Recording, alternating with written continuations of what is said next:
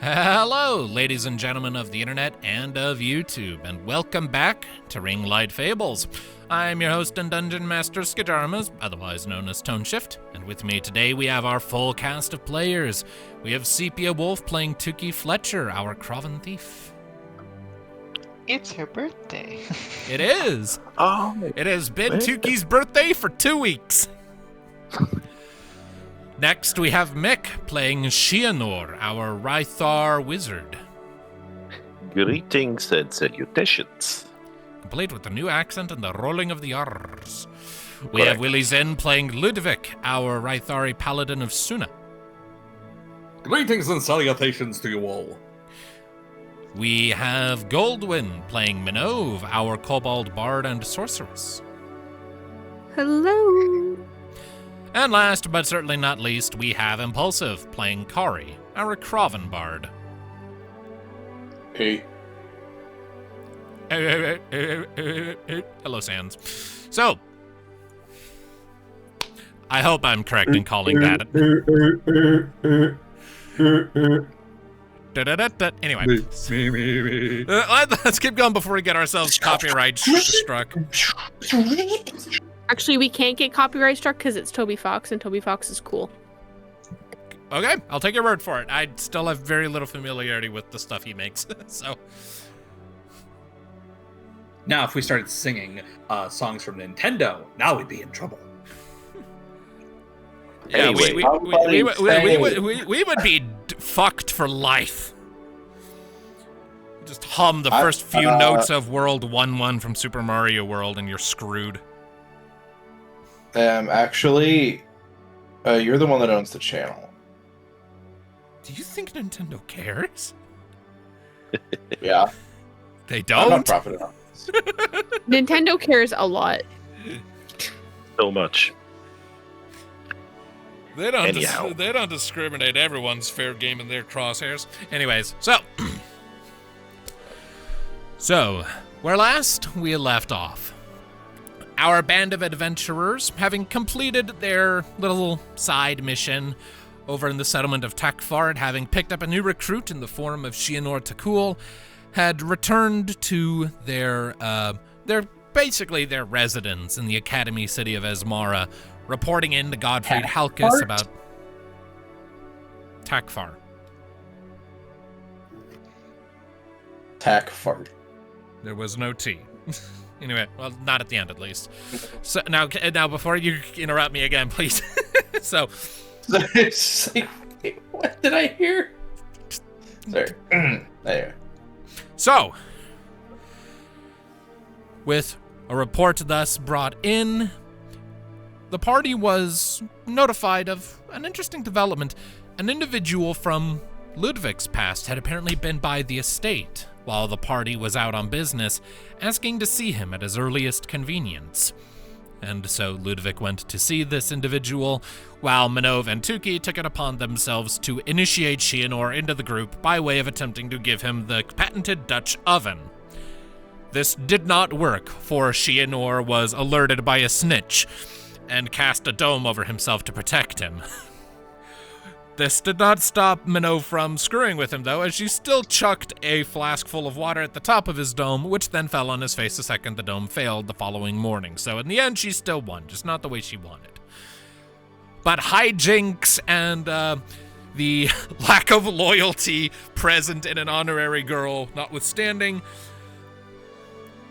Ludviek found himself arriving at the local shrine to Suna in the Academy City, and there spoke with his old mentor and teacher, Jorna, a higher-ranking priestess on the more traditional path of Sunan worship, who had been his instructor and teacher in the ways of the faith and their magic and their belief system before they had ever come to Valrive and Asmara some time back.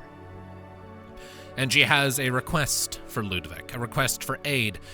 For while Suna's temples do operate out of the larger cities to provide their teachings and charity works and all those other responsibilities they hold, as Suna is the goddess of nature, they need to have shrines out in the wilds, remote and isolated monasteries to listen to nature itself and through it divine Suna's will and intent. There is one such monastery not terribly far from the Academy City, only a handful of days' travel away. And of late, the main temple of Asmara has lost contact with it.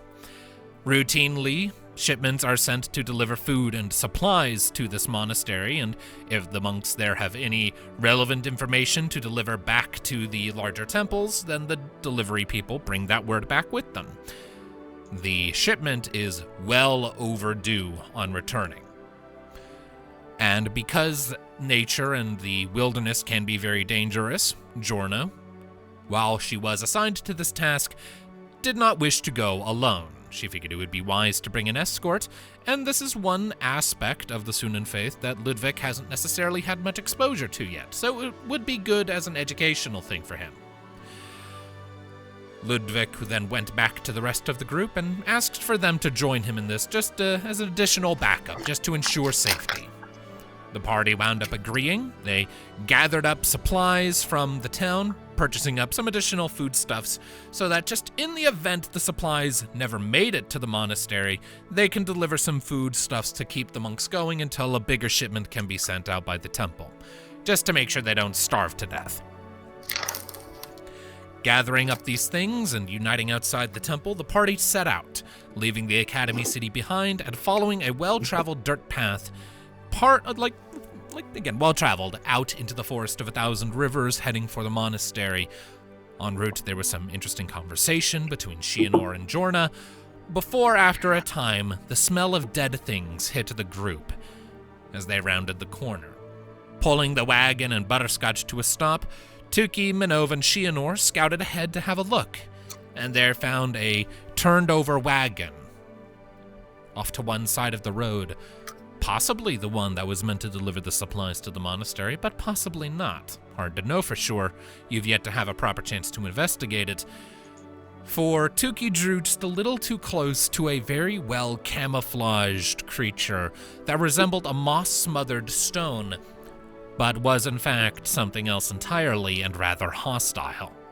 For the moment she drew near, a protrusion of bone shot out of its surface and jabbed her for damn near half her hit points before uncanny dodge or whatever came into effect. And it is on that note that we left off, with Tuki quickly backpedaling away after getting jabbed in the hand. And so that is where we shall pick up with, ladies and gentlemen, I need everyone to, for one thing, just get a quick survey of the environment, and then I need you all to roll initiative. So let me just get the turn order up. We're starting up strong today. Oh, yeah. We sure are, buddy. We sure are. Don't worry. I'm right behind you. Ow. Oh my god, Tuki. No! Okay. We're off to a strong... We're off to a So strong... this is golf rules, right? Man... No. Oh me, oh my. Oh, you all can't... Okay, let me just fix that really quick. There we go. All right. Oh, good job, Impulsive. Woohoo! All right, let's go ahead then. Someone's And, gotta be competent around here. all right, uno momento por favore, as I just make sure each of these sludgers is properly labeled. I do have an optional lore write-up for these things that I will share with you all after this battle is complete.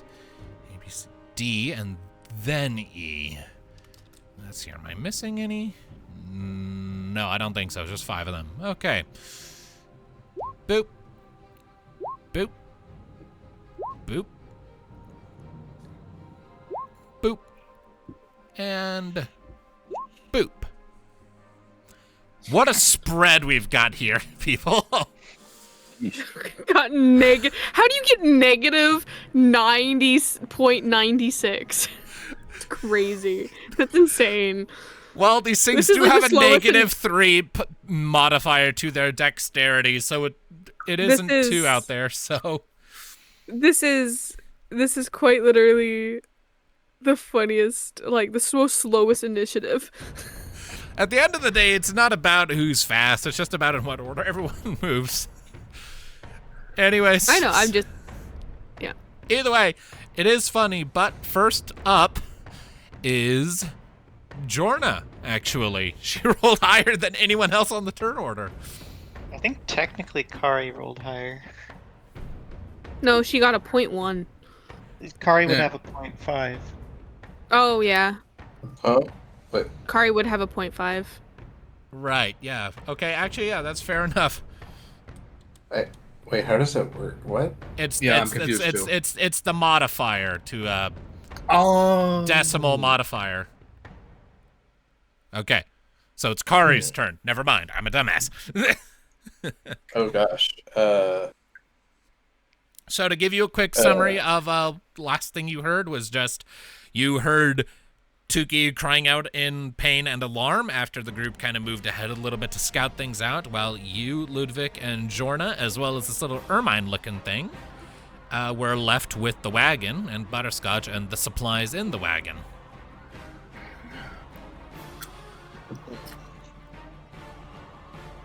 That don't sound too good. Kari's developed a southern drawl.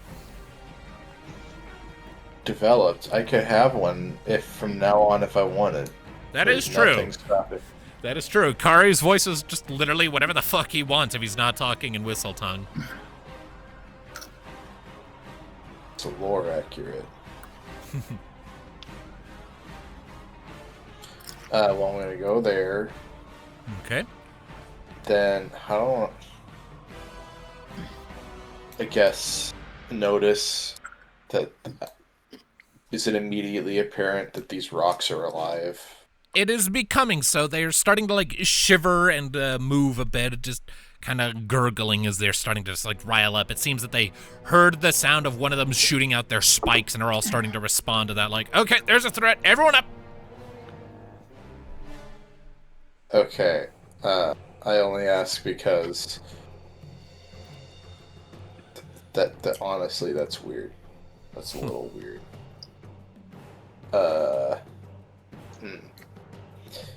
Well, suppose. Gosh, what if we do against rocks? Hang on.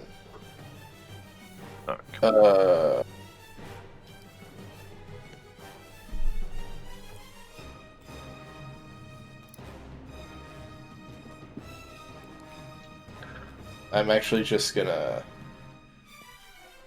He's actually just gonna do a dash action right here. All right. So after hearing Tuki suddenly cry out in pain, you're like, and just vault over the like side rail of the wagon. Your talons touch down in kind of squishy, like not quite swampy, but definitely damp grass. And you go thundering over, bolting right past she and Nora. Minnove kind of come to a sliding halt next to Tuki. She's kind of like clutching her hand to sort of toward like her like rib cage, I guess, kind of dripping a bit with blood. A familiar sensation to her, but not to you. Yeah. But But that was a full dash, so unless you have a bonus action you can whip out of your tail feathers. Bless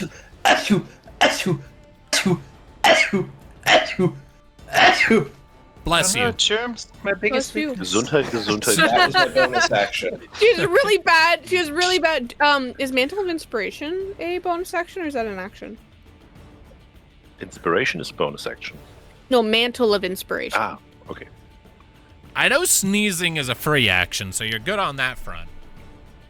It depends on how much I sneeze. True. That is true. That was at least 3 rounds of sneezing. I don't think he was sneezing for 18 seconds. No, but it was at least 1 round. We'll just say you were sneezing as you were running over. It's fine. Yeah. Is it a bonus action or is it just? No.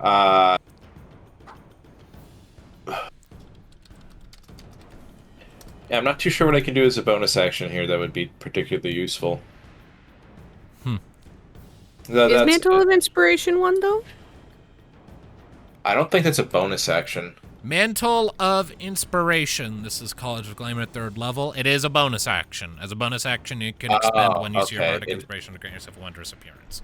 When you do so, choose any number of creatures you can see and who can see you within 60 feet of you, up to a number equal to your charisma modifier, minimum of 1. Each one gains 5 temporary hit points. When a creature gains these 10 hit points, it can immediately use its reaction to move up to its speed without provoking opportunity attacks.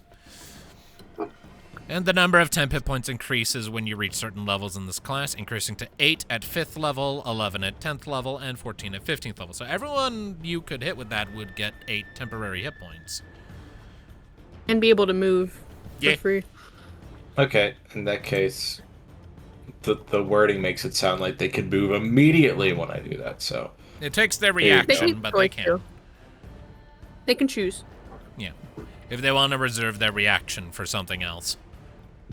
Well, then there we go. I just spent the thing. That's what I'll go ahead and do. So it's 8 temporary hit points, right? Yes. Yeah. Okay. I'll just go ahead and plug that in to everyone's. I already did for me. Yeah, but there's like another like on the tokens on the field. There's the circle there. Yeah, I just went ahead and did. Everyone gets it because it's the whole party. All right. Okay.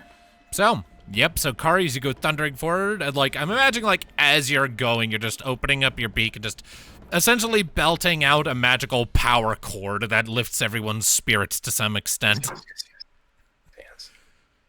It's like just a rapid fire marching song or something. I don't know. Okay, so I'll move my speed. That would be up to here. Mm-hmm.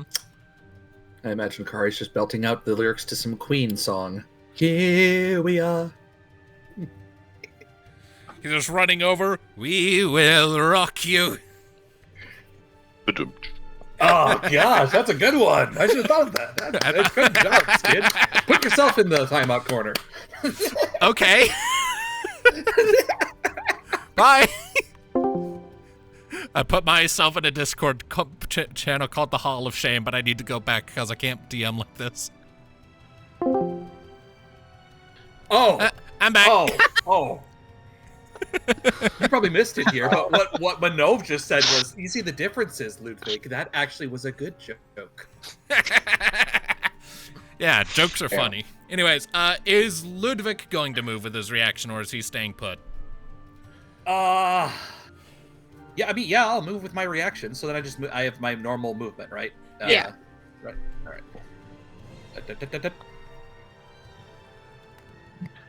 Whoop. It's all right. Hopefully now there's none hiding in the trees, but okay. All right. The trees are speaking rock. The trees are singing AC/DC. Oh, and Jorna might probably also move if she wants. No. No. Oh, she was not. No. Okay. There's a total of 5 party members. Jorna is 6, and I believe Kari's right. charisma is it caps out at +5. So True. Yeah. So yeah. Would have been lovely, but not necessary. But it's okay because it's Right. her turn now, and she can still move. So seeing that chaos has erupted, she is going to pat Butterscotch on the side of the face as a free action, and then is going to come thundering up here with her movement. Actually, on that note, there's actually something else I feel compelled to do.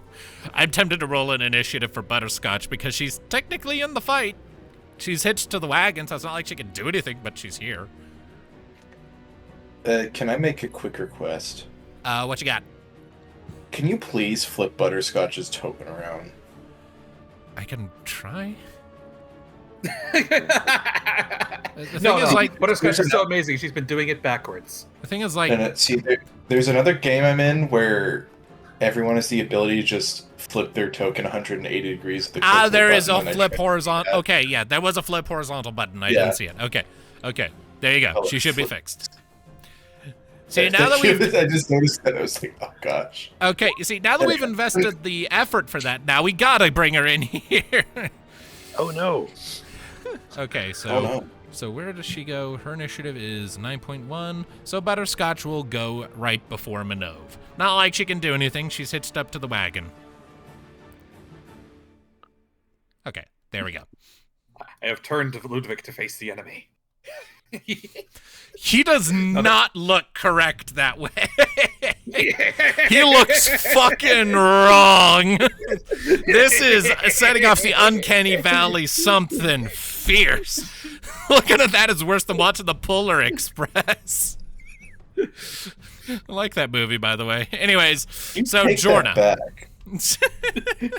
Hey, the Polar Express is a good movie. I like that movie a lot. But it does have the uncanny valley going just a little bit. Anyways. Well, wait, Skitch, I got it. Next time someone gets knocked prone, there. No. You see, that's what that's for. Oh, okay. Rotation. I see. Yes. Anyway, so You're having too much Jorna. fun with this.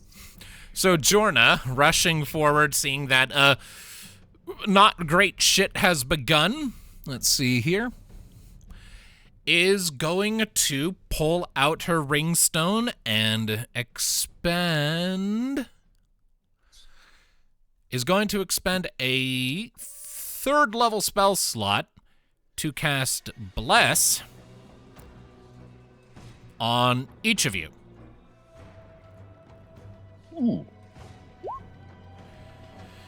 That's appreciated. Indeed. Her entire spell kit is all about buffs and healing and protection. She has no offensive options. Okay. Either way. So, yes, everyone receives Bless, which is basically like a kind of piddly version of Bardic Inspiration or just Lasting Guidance, as I recall. Wow. Everyone she's doing at a 3rd level? Damn. Yeah, just might as well. Like, everyone, like she's hitting all of you. She can't hit herself. She doesn't have enough to hit herself, too. 3rd level spell slots is as high as she can go, but either way, so she But also, will... why would she hit herself if she doesn't have any offensive? Weapons. Yeah, More or she less, has... yeah. Yeah, so either way, but yeah, though, that'll be her turn, which will bring us to Shianor. Your first combat there, Leopard Man. Show us what you can do. First of all, I shall expend a bonus action to activate the Blade Song ability. Okay. Meaning Shianor begins to hum in a dual tone voice and elating his steps. And as an action, I will cast Haste on myself. Oh boy. And as a bonus action, so that means I have a speed of 90 now. Nice. Okay. So you are hasted for how long? Or is it just It's concentration, but a maximum of 10 rounds, I believe. So Okay. 1 minute. well, we'll mark you with a stopwatch to indicate you are hasted. Okay. and I shall move up to here. All right. Okay. And Alright. that's all I can do. Okay. Nice, nice. You are in a position, humming out in two tones, and just got some silvery threads swirling around you. It is now Sludger D's turn. Sludger D's nuts. I did it before any of you. I didn't want to. I thought it was beneath. I thought that was too good for this group. Apparently not. Oh no, I would have made that if We did a if du- I wasn't we- eating a chip.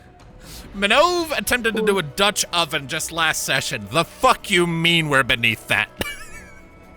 That is our entire fucking modus operandi, my guy. Okay. Anyways, Sludger D currently has a wealth of options around it. But only one is within direct attack range, so it is going to make a multi-attack to make 2 stab attacks at you, Minnove. Hello. So that is a 12 and a 13. I think those miss. They both missed. Yep, so as you are just like kind of just getting into position, 2 more protrusions come shooting out of holes in the side of this rock slug, essentially, and your reflexes, you just barely dodge out of the way, like of one and then the other. It's like that one funny, badly animated anime shot of a guy just dancing around gunshots, if you know the one I'm talking about. It's kind of like that for a second. Just a quick double tweak of the hips and you're fine. That Sludger is going to remain put for the time being. Sludger C, up here. It hears Shianor making noises. Shianor has announced himself as a target. It might even see myself. And, these things don't seem to have eyes in the traditional sense, but it can definitely hear you singing. It's, like humming and, like, swirly, so it's gonna come up and try to stab you a bunch. One of those is a hit. Barely, but yes. Oh, damn. But I shall cast Shield and deflect this. Okay. With Shield, I have... okay.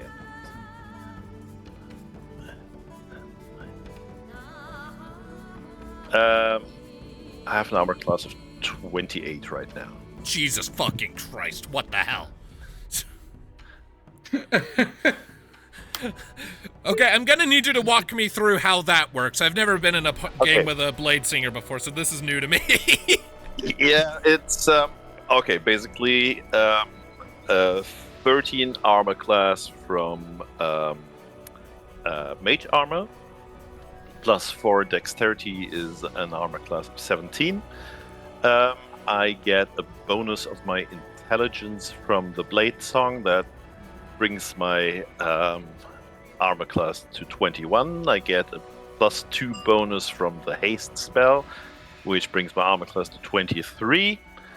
And then I will cast the Shield spell, which brings my armor class to 28 for 1 round.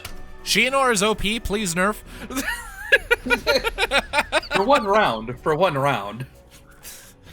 He's harder to hit than you. Yeah. True. But, you know... Damn. He's not wearing a shirt, all right? He's just doing that, you know, that fantasy armor thing. You know, he's got Literally. the mankini. Literally, it's just he literally is the biggest fan of Freed the Nipple. His nips are projector dishes jacket emitting now. a Star Trek starship shield. Just puffs out He his is chest, wearing a shields jacket up. now, but nothing underneath. He just pulls open the jacket, shields up, and the nipples glow, and there's a barrier. Some call it aura. Some call it spirit. I call Some it call it bullshit. musk. We're carrying on. Okay, so yes, the Sludger attempts to shank you a bunch, and it doesn't really seem to work. You kind of, like, as you're sort of going through the motions of your sort of a musicalized arcane incantation, you quickly twist a lyric, and that just causes the bony protrusions to halt before they would have stabbed into your hip, and you force them back, and they retract into the holes in the side of the stone. Butterscotch. Butterscotch is going to make a charisma saving throw. Actually, no, wisdom. 3. Oh no. Butterscotch is alarmed by the sudden turn of events by the fact that apparently rocks can be dangerous, and there are rocks directly next to her. right here. So Butterscotch is going to just start moving a bit, and is going to come over here somewhere. Just start going. Just, oh shit, rocks! Ah, fuck, more rocks! All right, Minnove, it is to you. I am going to hold my action. Okay. With catapult onto whatever Tuki does. Okay. Do you want to move at all, or are you good? No, I'm good. I'm happy where I am. Though I will do a bonus action on, or not. I'll do a bonus action. I will give. Actually, no. Never mind. Scratch that. Scratch. I'm just holding my action. Okay. Tuki, you're up, girl. What you doing?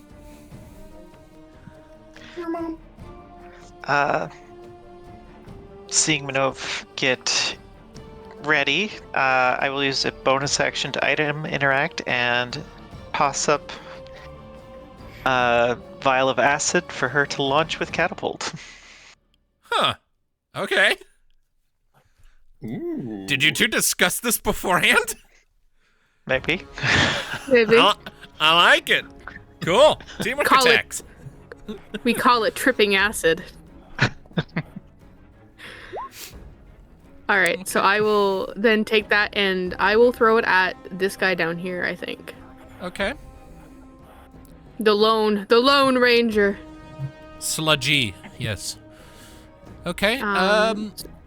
So does that become an attack roll? How does this work? Catapult's weird. I haven't really dealt with it yet. It's an attack roll, I believe. Yeah. Wait, No, it's a dex it's a dex save. save. That's a dex save. Sorry, I'm stupid. My bad. The creature My must. bad. Okay, the creature must make a dex save. These things are terrible at dexterity. Couple that also Hey, with that's the, a natural 20 for wow. 17. Wow. I'm going to use cutting words, and I'm going to subtract that by a d6. Okay.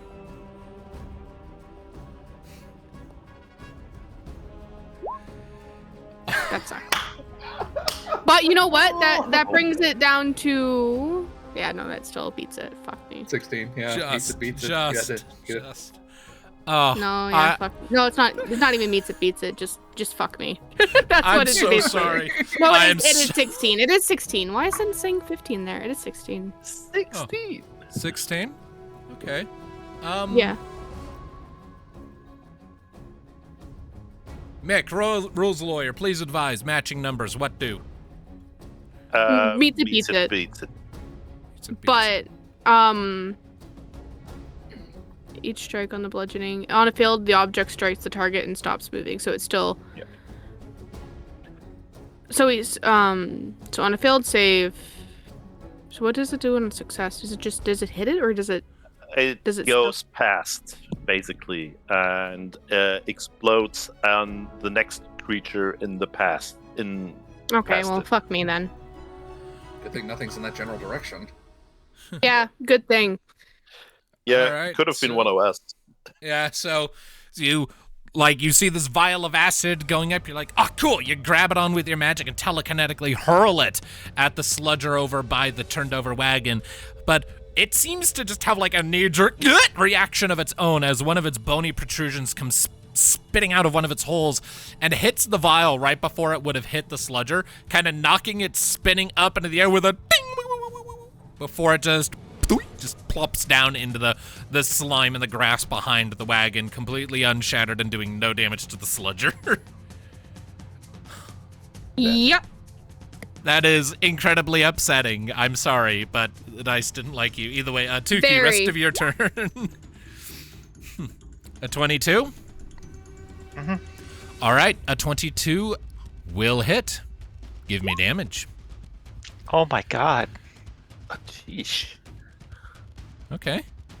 Terrible. Where did this? I don't think you get sneak attack damage on this because you didn't have advantage. Yes, I do. Oh, you did? Sure. I don't need advantage. Oh. Yeah. Oh, right, because Minnove's Somebody- right there. Yeah. Yeah. Forgot about that. My bad. Okay. Sneak attack damage so just 12. counts. So sneak attack damage just counts as an addition to the damage type of your weapon, or does it qualify as something else, Yep. like its own thing? Same type.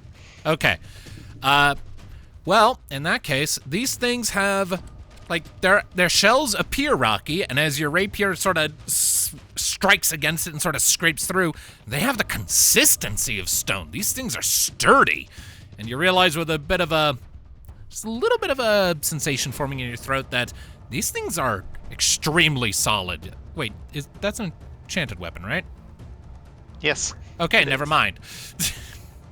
You don't need to answer for me. I already said it.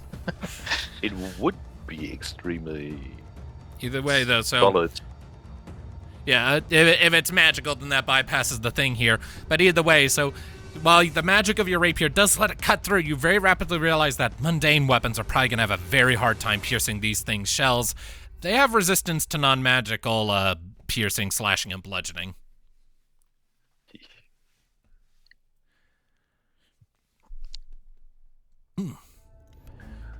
All right. So As that a was quick thing, cutting word would not have actually mattered. So, Oh, Okay. because cutting word is just damage rolls, attack okay. rolls, and ability checks, not saving throws. Okay.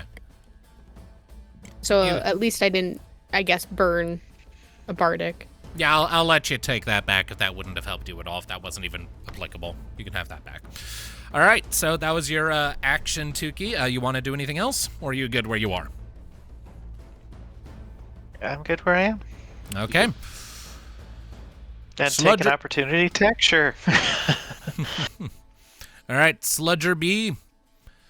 Sludger B also hears Shianor making music and is going to approach Shianor. And is going to attempt to shank you a couple of times. That is an 8 and a 20. Nope. Jesus Christ. So you have two more. You have another one just slurping up to you and just protruding out little bony spikes, and you're either parrying them or dodging out of the way, and it's rather impressive. He's like dancing up there, rotating and firing some bony protrusions. Indeed. And as for Sludger A, it is going to move up to here. And then it is going to take the dodge action, because it can't go anywhere right now. So it is just going to stop right there. Okay. Ludviek! Lion Man, 'tis to you. All right. Minnove and Tuki, what are your armor classes again? I don't think I see that on there. 16 for Minnove, but Tuki's stats are not being shown. Oh, they're not? Right? They should be. At least on my Yeah, end. I can't see them either. Oh, weird. Okay. We're both 16. Oh, you're both 16. Okay. I'm wondering, should I go more defensive for you guys? Well, those things are rolling pretty all around the bend. Yeah, you know what? Sure. All right. Oh crap. Both of these are concentration. Damn. Okay. This gets what you love. Just a little conferring with the group is like, do you guys want me to go to more defensive or more offensive? I think offensive might be good. Whatever you want. Okay. Well then, Ludviek is going to see that Jorna is handling the defensive end, blessing the group. So he's going to go do what he does with his hammer then, And as he's running up to... So, yeah, do we have to be anywhere in the district, or is it, like, can I be corner, or does it have to be straight on cross? As far as I'm concerned, adjacency also counts for being like diagonal also counts for adjacency. All right, now I'm just going to stand here, so I'm just standing in between it and Kari. And as he's running up, using bonus action, he will do magic weapon. All right. Changing his Warhammer to a +1 Warhammer. Cool. For up to an hour. Nice. I'm basically assuming he saw that, Tuki like stabbed him off a bit. It's like, ugh, might need a bit more force. Indeed. And, All right, so they appear to visibly be made, or at the very least, whatever material they're made of is, if it's not actual stone, it is very stone-like in its consistency, so you can kind of just intuit that these things are going to be hard to hit. Well, what better way to bust the rock than with a hammer? First attack, then add a +1 to that, and I guess I could also throw in the D4 from the Bless. If you want to. No, not on... Oh, yeah, on to hit. Attack rolls. Yes. Yeah, true. Well, it's not damage. This is to attack. I was like... So it would be 19 for the first attack. All right, so as you come charging into this thing, you lift up your hammer, bring it down, sort of strike the top of the sludger, and your arms kind of vibrate a bit as your hammer kind of just bounces off. That was one short of its armor class. Whoa! But I would like you to make a perception check. All right, perception check. Do. Oh, yeah, easily. As your hammer kind of bounces off, you see that, like, your eyes kind of glance down at it, like, you still sort of compressed it down into the mud of the road with that strike. And as it's kind of coming back up, you can kind of make out its squidgy bits underneath that suddenly just suck back up and sort of hide under its shell. Okay. So, maybe there's something... We might need to turn them over. We might, yeah. Fortunately, I already used an attack, so this is already my action. So, well, I can only do basically attack again. Yeah, worth a shot. Okay, not even bless saving that one. That's Okay, so after you bash it the first time and you see its squidgy bits retracting, you kind of make note for a second, like, maybe we need to roll them over. Look at your hammer. Nah! Your arm hurts now. It's like, okay, maybe we should roll them over. I can't roll it over legally in the game, though. You can.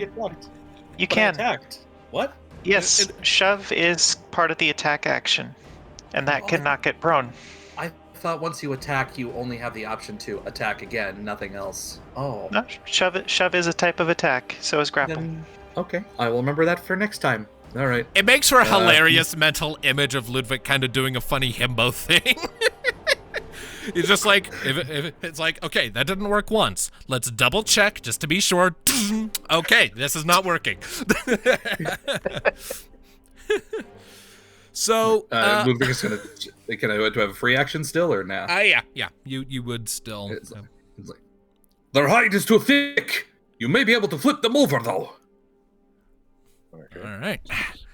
With that, it brings us to the sludger's the turn of the sludger that you just hammered twice.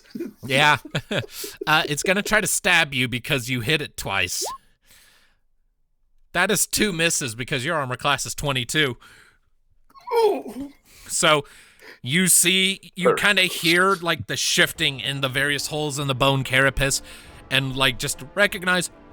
And hide behind your shield as these spikes come and crack against your shield before bouncing harmlessly off. You kind of slide back an inch or so. You're good, though. And that sludger is going to remain where it is, because you are right there. Kari, 'tis to you.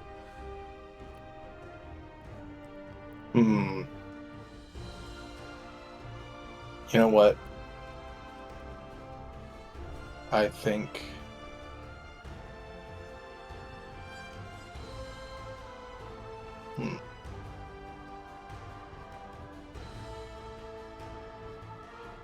Hang on.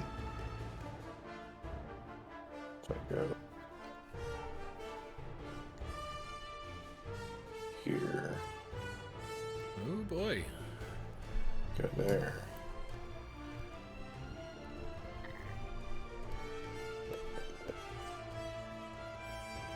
Ha. Excellent. Oh boy. Wait, where did I? Yeah, from right there.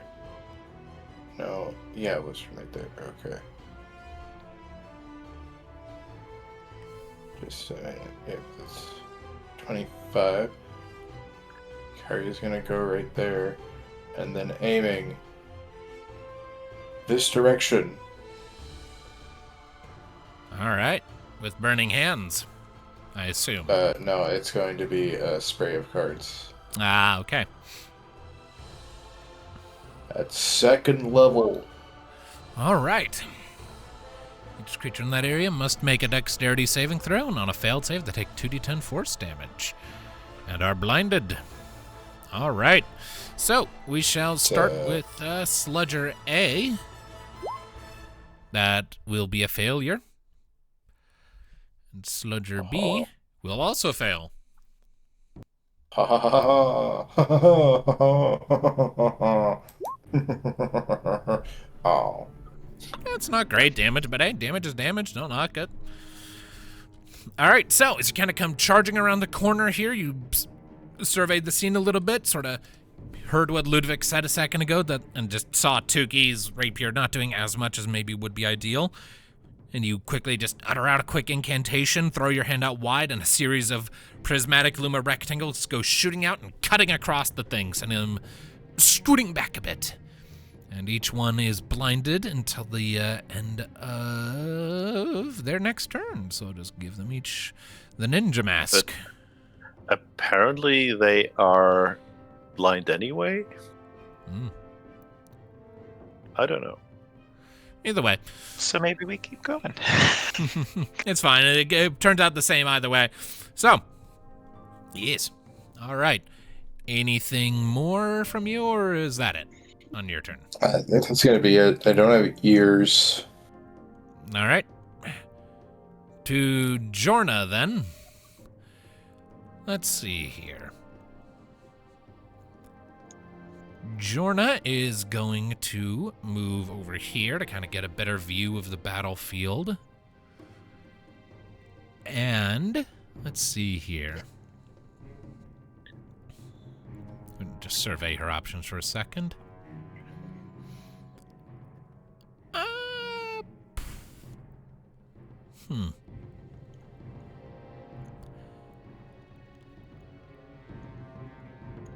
But guidance is touch, isn't it? Yeah, so she can't do that just now.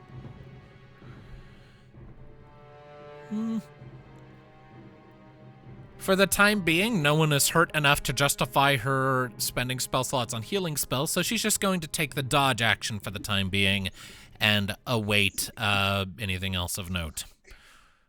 Which brings us to Shianor, who is just buried in stat bars. Okay, so my shield spell drops, and I'm gonna try and shove Sludger C. I believe I will need to make an athletics roll. All right. I'm not entirely sure. Opposed by its what again? Its strength? Athletics either... or acrobatics. Right. Either athletics or acrobatics. I don't think they are very acrobatic, so probably athletics. Which defaults to strength. Okay. Well, it rolled a natural 1 for a total of 2. And you rolled a natural... Look at that, that's Christmas colors right there. The reverse. The reverse. The inverse of each other. Yeah, so Sludger C, you said, all right, yeah, easy. Let me double check something, actually. Okay, fun fact. These things actually technically have advantage on their rolls to resist this effect, but it doesn't matter. You still rolled higher with your natural 20, so it's prone regardless. Okay. So we will just flip it vertical to represent that. As you sort of bend down, you kind of like set your foxes down for a second, hook your hands under the shell, and then just heave it up, and it comes away. Its underside is very wet and squiggly and slimy and mucousy and has all kinds of wrinkles. It's very gross. Okay. It's very sticky, but you manage to roll it over onto its back, where now you can see its squishy bits wiggling frantically as it's trying desperately to right itself. I'm gonna assume it's something like one of these horseshoe crabs or something. It's more like a very specifically designed snail. Oh, okay. Then I use my hasten attack. I don't have a second attack just yet. I use my hasten attack just to smack it. All right.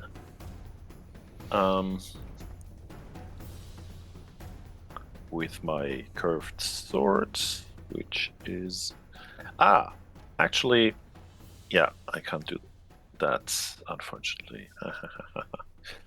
All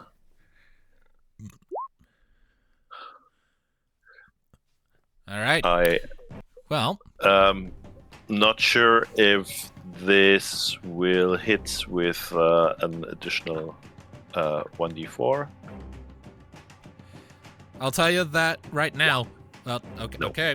Total of 14, but Yeah. as long you kind of quickly figure out when these things are prone, their armor class decreases.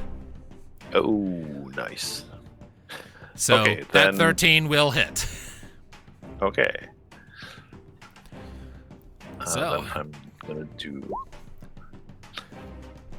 10 slashing damage. indeed. So Yeah, okay. I wasn't finished yet. Just. Okay. all right, well, Go for it. Yeah. So as you finish rolling this thing up onto its back, you quickly stand up, pull out one of your curved blades, bring it up, and stab it down into its fleshy undercarriage, and pierce through the slimy flesh with significant ease as the blade punches through into its inner recesses.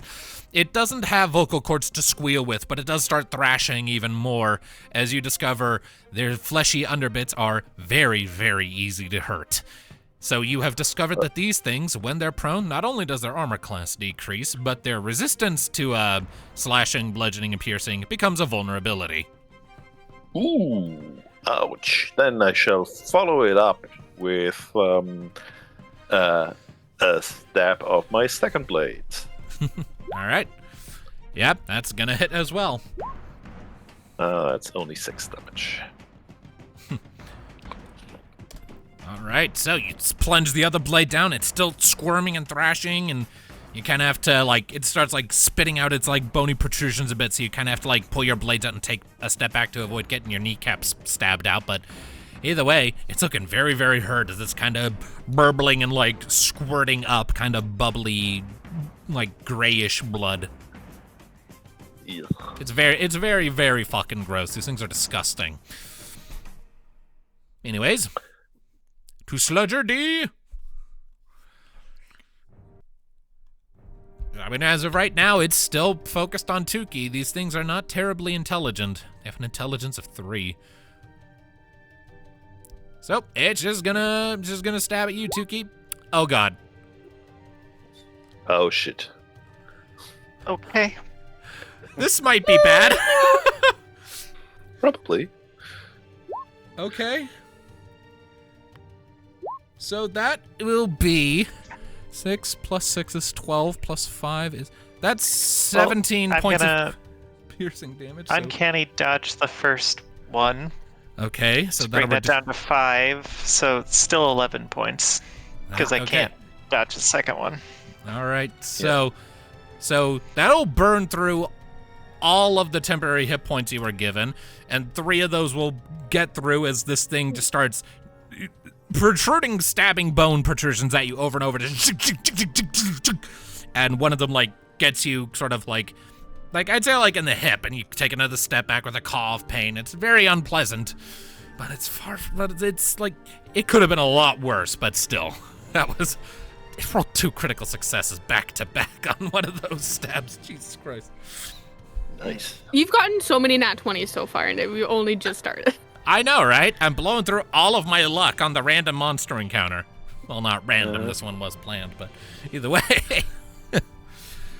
So, Sludger D is going to remain there, which brings us now to Sludger C, which is, well, it's prone at the moment. So let me double check its stat sheet really quick. It can use half of its movement to get back up if it wants to. Regularly. These things kind of have their own unique rules when it comes to being prone, because they're designed to be top heavy and not like proneable. And then when they become prone, their whole body's like, oh fuck, what do I do? Like in that sense, they are like a hermit crab, or horseshoe crab rather. So they actually need to make a dex save to end the prone condition. This one does manage to succeed. Where, okay. Second verse, same as the first. What are the odds of this? What are the odds? What are the goddamn odds? It's Critical only success. There's been a lot of 20s in this session so far, not just from me. We've had a fair few. You rolled the most of them. I'll not deny that, but there is an unusually large number of them, and someone... If this becomes a short, someone is going to put several paragraphs of explanation about this, explaining why you should always use physical dice instead of digital, even though the end result is basically exactly the same in practice. You could absolutely get strings of natural 20s in real life.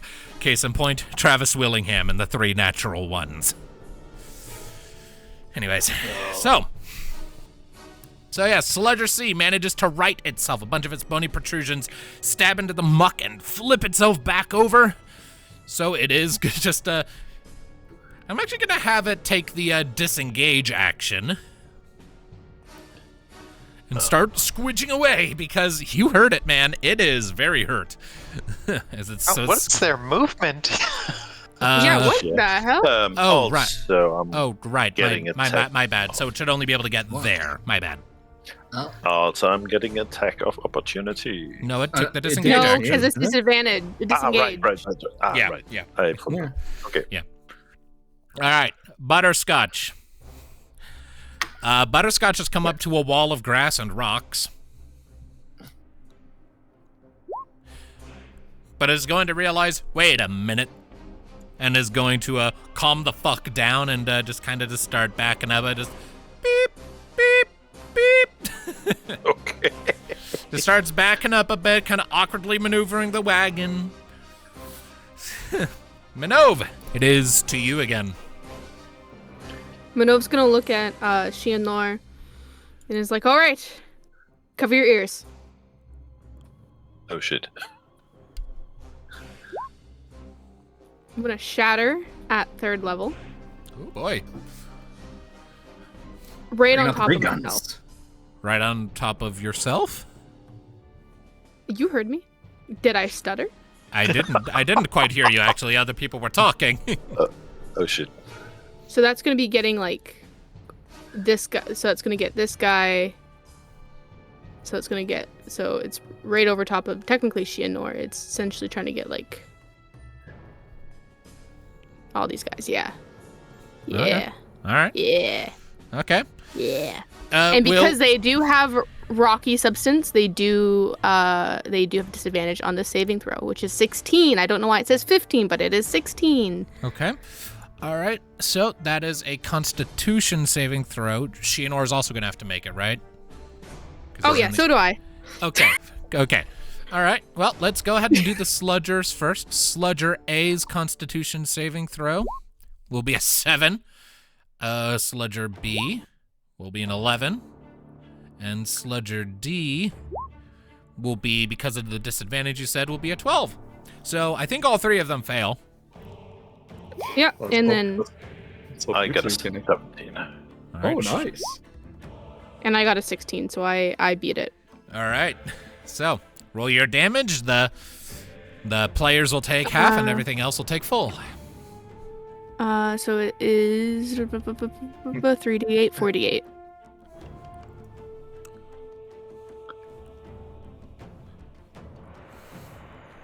Is it plus anything or is it just the d8? I think it's just the Yeah, D8. okay. It's 17. All right. Now That here's a is- question: with the shatter, would it flip the middle or no? No. It doesn't impose the prone status condition. You are making No, a it doesn't. loud noise. You are not churning the earth to flip them over. This is not a hydraulic maul. It All is good, a all good. thunderclap. Yes, yes, So, yes. I was right, I was and- joking. and half of 17 Is 8. 8. So yeah, you two will take 8 Just points of the damage, hit- which Just just the hit point. shatters your hit. temporary hit points. Yes. Yep. All right. So yeah, you kind of look around for a second, tell Shinra to cover his ears, concentrate on a spot nearby, create basically just like a vacuum of empty space, just sucking all of the air out of it with your magic, and then release it to let that air snap back in aggressively to fill the void, creating a loud, like, basically breaking the sound barriers. The air rushes back in and creating a shockwave that is painful to everyone's ears, but definitely hurts the sludgers as it rushes over them. I would need to make a saving throw to continue on the concentration, but fortunately I can't fail that. you can if you roll a 1.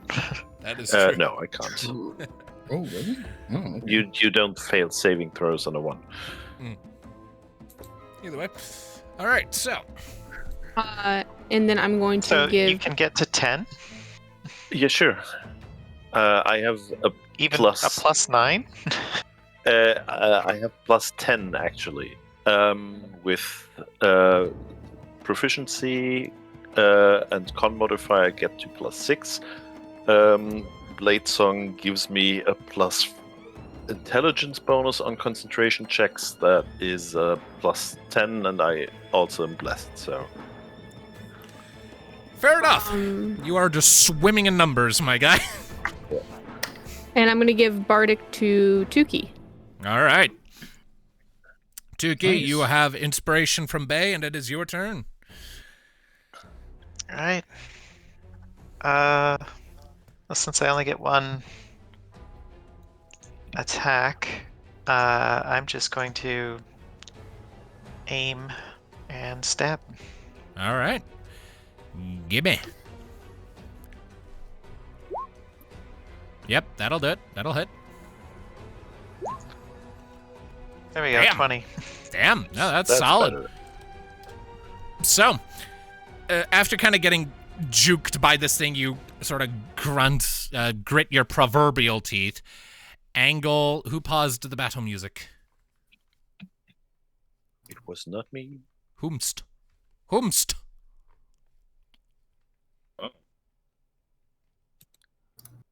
It's in a different tab for me. Well, I'm resuming it.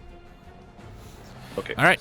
Either way, so you managed to, taking a second, you survey this thing, angle your rapier, find sort of a gap in one of its, holes where the bony spikes come out of, and stab into that.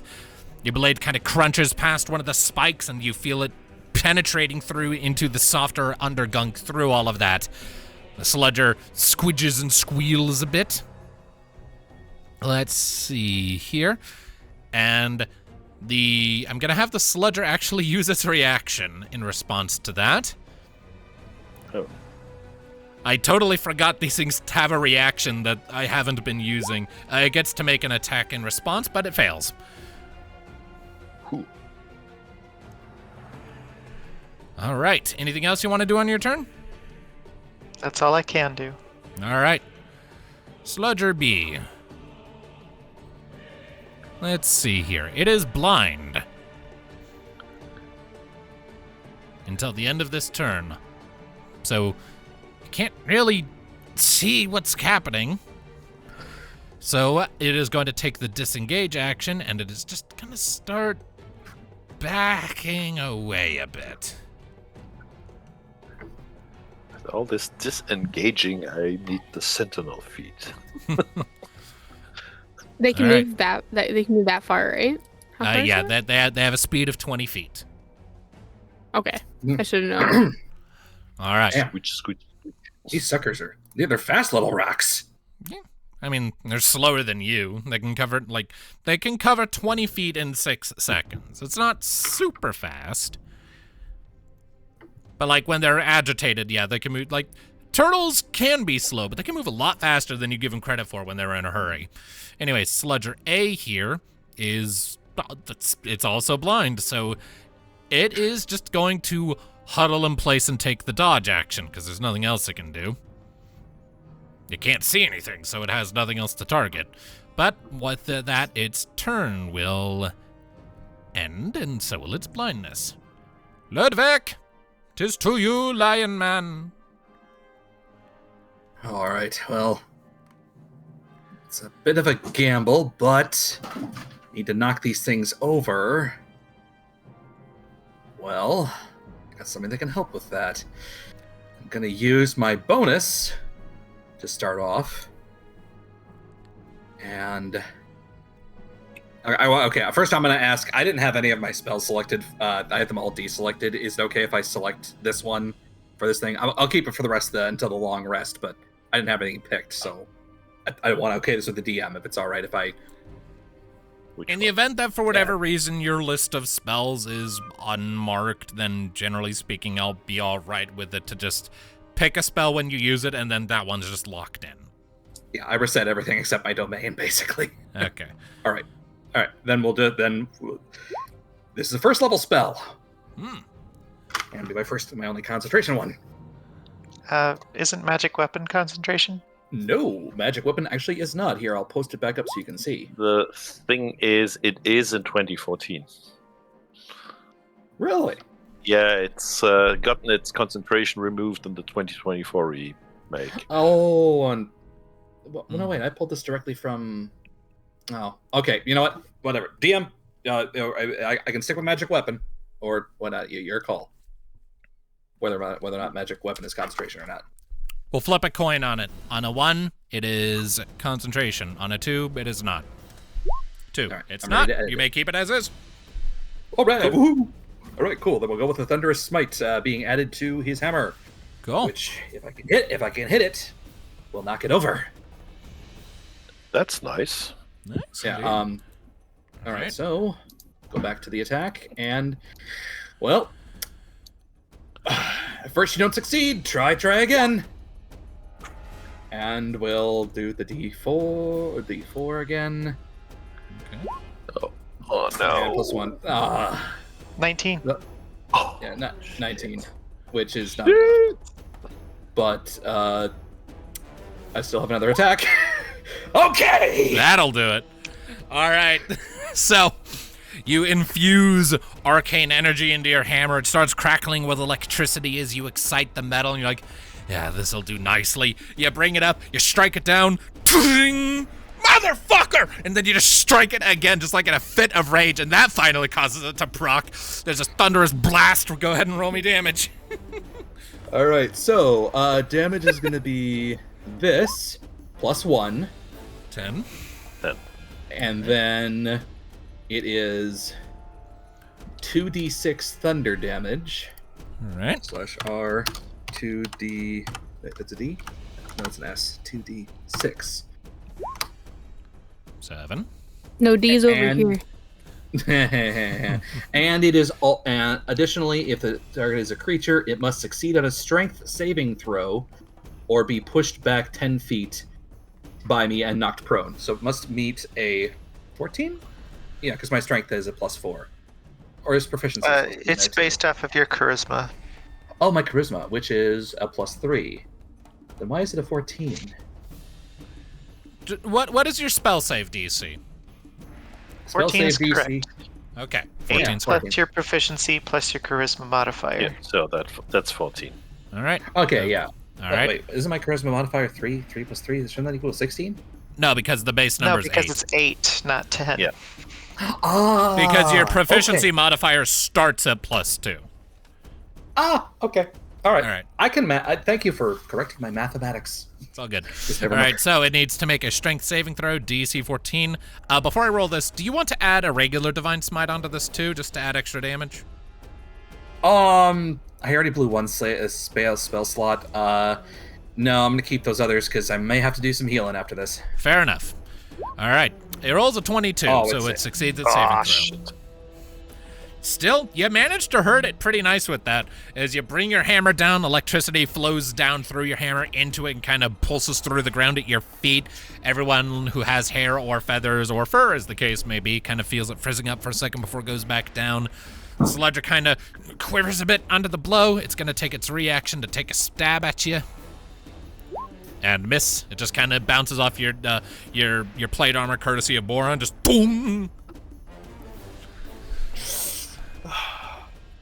All right. Anything else you can do on your turn, or is that it? No, I blew every action. All right. Still got a reaction, but I can't do anything with that. Yeah. All right. Well, the Sludger is not pleased with you. You've hurt it, so it's going to try to stab you 2 more times. One of those will hit. Oh. Because that's a natural 20 on that second attack for a total of 18. So, Ouch. so that will be your temporary 30. hit points purged, as then it shoots out and just kind of gets you like in a gap in the armor. It hurts like hell as a bit of blood kind of splurts out of the wound. You take a step back. It's not a great time. You've had worse injuries, but that doesn't make this pleasant. The Sludger is going to hold position. Kari, it is to you. Yes. To me, my X-Men. All right, Dr. Xavier. But Kari's not bold. Passive. Now I want to see a bald Kraven. No, you don't. You know, there's a very fun thing you can do called make one. Exfoliate. It's your world. I totally can, yes. The thing is, I do not have the artistic skill to represent that in any way that would be worth looking at. Just a Anyway, completely defeathered Kraven. It sounds yeah. horrifying, honestly. Like a naked bear. so we're gonna Our have- word exfoliate. What? Anyway. Yeah, so Kari's just gonna step right there and push Sludgery onto his back. All right. Go ahead and pick your action, your thing for the shove. I believe it's athletics for you, right? It has to be, yeah. All right. Oh my gosh. Are we about to see a bad roll? Yes. Numbers are matching. You have a higher Meets bonus, it, don't meets you? it. Yes. All right. If your strength modifier is higher than +1, then I'll let you have it. Technically, if it, athletics, it's +2. Fuck it. I'll give it to you. Right. Hooray! I will be nice because I like it when my players succeed at things. So yeah, you come running over, duck down, kind of cringe a bit as this thing's slime and mucus kind of gets onto your hands, and you lift up, push with your legs, and roll it over onto its back, where its a gross underbelly just starts. It's just trying to right itself. Oh well. All right, that was an action or shove it over. Any bonus actions, or are you good? I think I'm good right now. All right. Jorna. Yeah, so that's gonna be. So that's gonna be it. Okay. Jorna is going to... I am going to have Jorna just come up here and pop a first level spell slot to pump a Cure Wounds into Tuki. Alright. So, Tuki, you will regain 6 hit points. Hooray, almost to maximum. Indeed, as Jorna comes running up, puts a hand on your back, and you feel like the sort of stab wounds you have, notably the one in your hand, kind of just stitching themselves closed. They itch like crazy, but you feel all right. You're back up to 26 hit points. And that will be Jorna's turn. Shianor, you're up. Right. Okay, I'm gonna move up to this overturned piece of rock, and I am going to cast Booming Blade,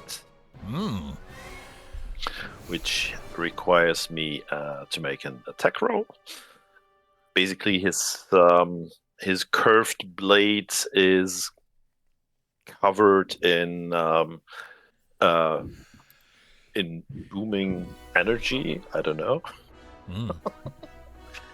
And I mean, its armor class decreases to 10 when it's on its back, so that'll hit. okay, all right. And I'm gonna do the standard damage plus 1d. Oh, wait a second. I'm not entirely sure. Let's see. So at 5th level, I'm gonna do an extra 1d8 thunder damage, which is 7 slashing and 4 thunder damage. All right. And if it moves away, it takes an 2d8 more damage. All right. So you turn your blade around, bring it up, plunge it down into this one, squirming guts as well. It's just spurting and pained, and you kind of channel arcane energy into your blade, make it vibrate a bunch, and then release that energy, and it just a concussive burst inside the creature that you imagine probably rearranges its guts a little bit. It's not happy. Okay. Then I shall follow up with a step of my second blade as a bonus action, and do... Yeah, that works too. Yep. And do another 8 slashing damage. All right. It's looking pretty damn rough as you're basically just like carving up its belly. It's squirming a lot. It is not having a good time. Ugh. All right. How disgusting. Yep, is that it for your turn? That is it. Correct. All right. Sludger D is going to make 2 attacks, because there's not much else it can do at this moment. It's going to make 1 attack against Minnove and 1 attack against Tuki. So first against Minnove, that's a 10. Against Tuki, that's a 22. Man. I am going to put cutting words onto that. Okay, so that'll decrease the damage. No, that's decreasing the attack roll. Ah, okay.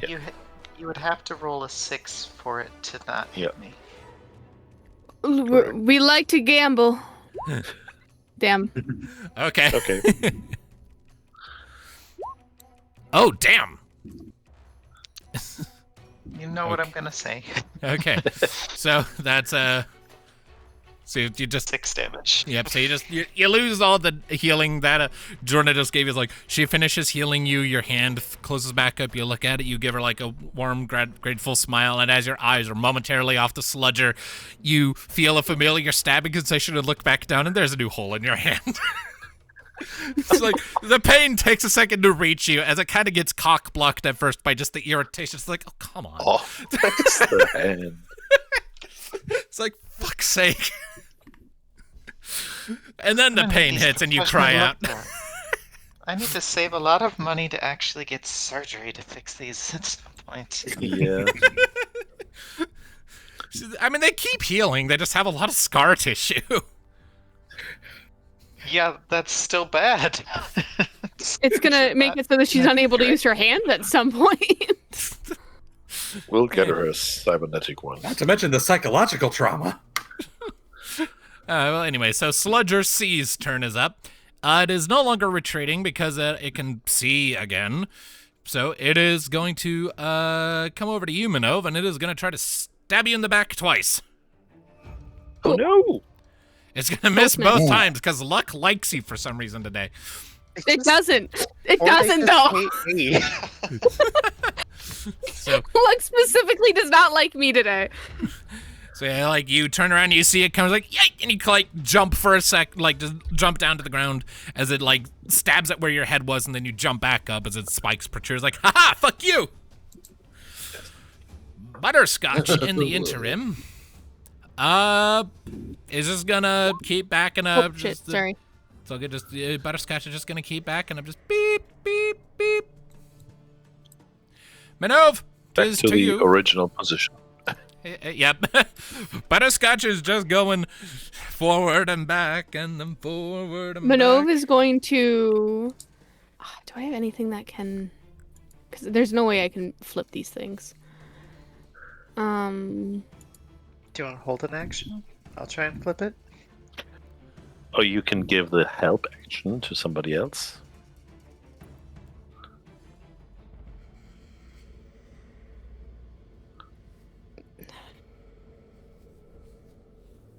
I bet you these things are not really shocking grasp, wouldn't do anything. I'm sure it would still hurt. I'm gonna try and flip it, I guess. I'm gonna try and flip D. All right. Which one? Are you going after D or C? D. Okay, because it's the one that keeps hurting your girlfriend. Fair enough. All right, go ahead and make for me your shove attack. And is it athletics and or acrobatics? Unfortunately, Acrobatics for the defender. Oh. yeah. Unfortunately, Attacker has to use athletics. the athletics. Oh. Yeah, no. Well, I mean, You haven't used your Well- bless yet, have you? I have not, Uh, no. Yeah, but bless doesn't go to skill checks, only to Right. attack rolls and saving throws. Yes.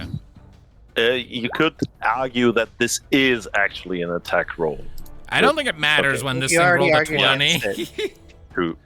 So, yeah, you kind of like, you see this thing kind of beating up Tuki. You're like, okay, come here, you little shit. You bend down, grab onto like the ridge of it and like try to lift it up. And it's surprisingly heavy. Look, not surprising at all, actually. These things are like human-sized, and they're like a large chunk of their anatomy is a rock-like substance. They're heavy, so you are unable to flip it over, and you just kind of, fuck. I'm gonna bonus action healing word at the 3rd level again. Okay. To Tuki. All right. So it's gonna be 3. It's gonna be 3d4. 3d4 plus 4. 12. Tuki, you are back to full. Easily. All right. And on that note, unless Minnove appreciated. wishes to move. All No, I'm staying right where I am. right, that brings us to Tuki's turn. Right. It'd be great if I had 2 attacks, but I don't. Yeah.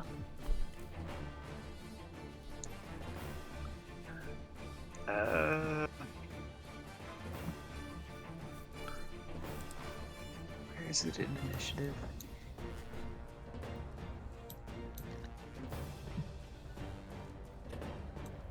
Okay. If I do that, okay. I will try to flip it. All right. Make your roll. I think you have good chances. Okay. Okay. All right. So, after seeing you kind of like bend down as you see Minnove trying to flip it, put your hands on its underside, sort of nod to Minnove, and you two heave together and hoist this thing over and flip it over onto its back. Its underside is squitching and squelching. It's very gross. Kind of makes your spine tingle. You don't like this thing at all. I don't. But I will sidestep over here. All right. If there's nothing else, that brings us to Sludger B, who is up here somewhere. It's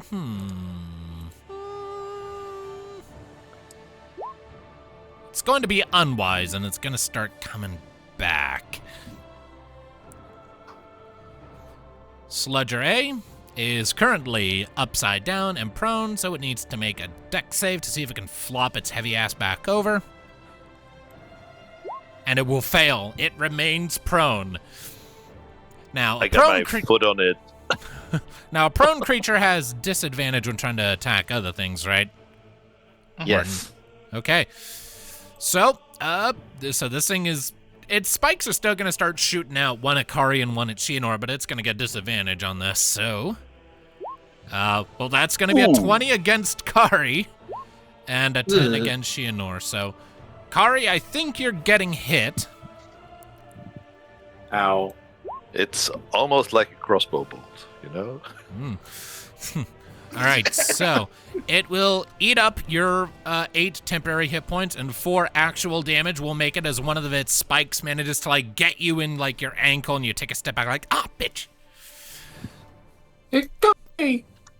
Ow, okay. Yeah, it hurts, but it's far from the worst you've ever had. You'll be fine, you're sure. And this thing's looking like it's this thing looks like it's in its like final moments as it is. It is very close to being dead. Anyways, Ludviek, your epic duel with the sludge slug continues. It does continue. Of course, okay. Yeah, that's our epic friends. 1v1 anime fight scene.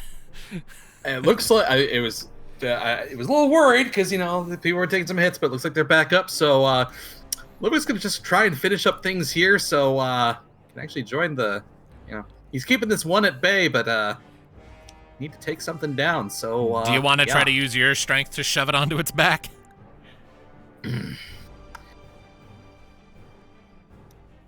Knowing my luck, you'd roll a fucking 20, but yeah, you know what? I'm just gonna. Well, will I still be to attack after that? That was the question. I forget. Or does that count as an attack? It is. You have part of it. Yeah, it's part of your attack action. You have extra attack. You can make multiple attack actions as part of the same single attack action. Shoves and things like that count. So yeah, you can do. So do I just do a normal strength then? It's athletics. An athletics. Oh, athletics. Oh, okay. Well, then I shall.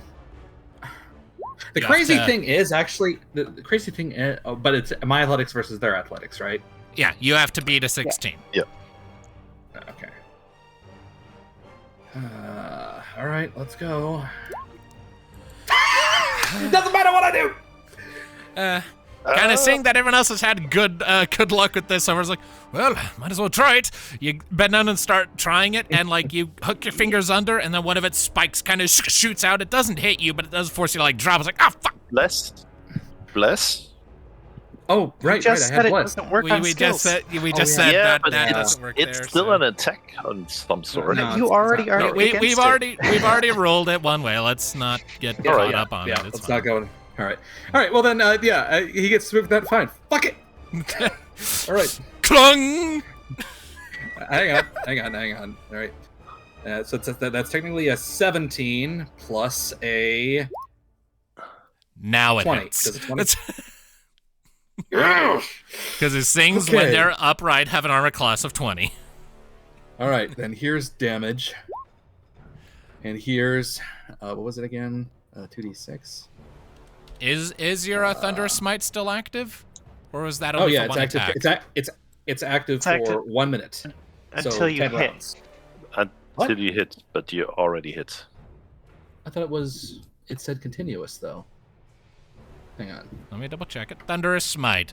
The first time you hit with a melee weapon attack during the spell's duration, your weapon rings with a... So yeah, you already had the first time, so yeah, it goes. Yeah. It's basically a modifier on a Divine Smite. A modifier or an additive. Okay. All right. Damn. Then I should have probably... No, this thing's near dead. And I have one... Okay, then I'd like to burn... I'll go down to 2 then. I'm burning a spell slot for a regular smite. Divine Smite. All right, that is 2d8 radiant damage if it's the lowest level spell slot you can pump into it, as I recall. Yep. All Single level. Wait. Let me double check. Divine Smite. Roll down. That's Divine Sense. Come on. There we are. Yes, 2d8 for the first level. All right, 2d8. All right, there we go. So, All right, so 19. Yes. Yep, nice. So as you try to flip this thing over and it kind of spoiks a spike at you and stops you, you kind of get up with a frustrated growl, heft up your hammer, bring it down again, a flash of magic energy as you use a quick spell to reinforce its momentum and force. Flash of light, and you do see cracks spreading across its shell from the force of the impact, but it's still up. It's looking pretty rough, though. And unless there's anything else you wish to do, that brings us to its turn. So guess what it would like to do in retaliation for you hitting it? Flee. No. It's going to fail miserably to hit you, is what it's going to do. A 21 and an 11 both miss. So yeah, you are just straight up having an epic one-on-one duel with a fucking rock slug. It is surprisingly epic for anyone watching, wow, these two are evenly matched. You're not sure what that's... Such power from a rock. From a fucking slug? Impossible. Bacana. Anyways, Kari, it's your turn.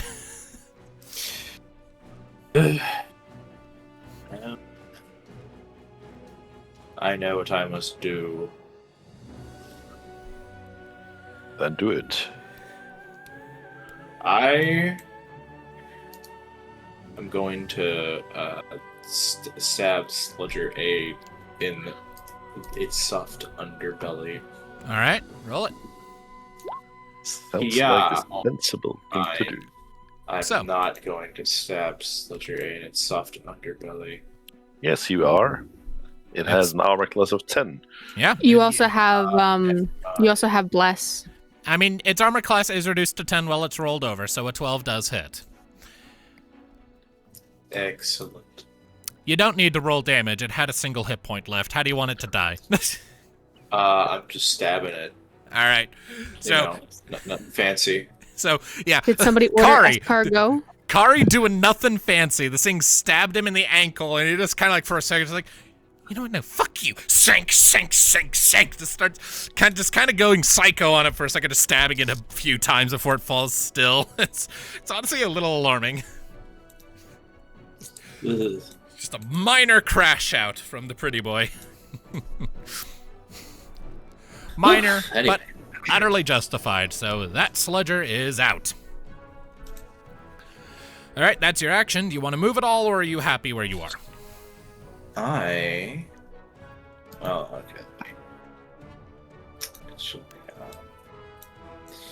Yeah, I think we're gonna move here.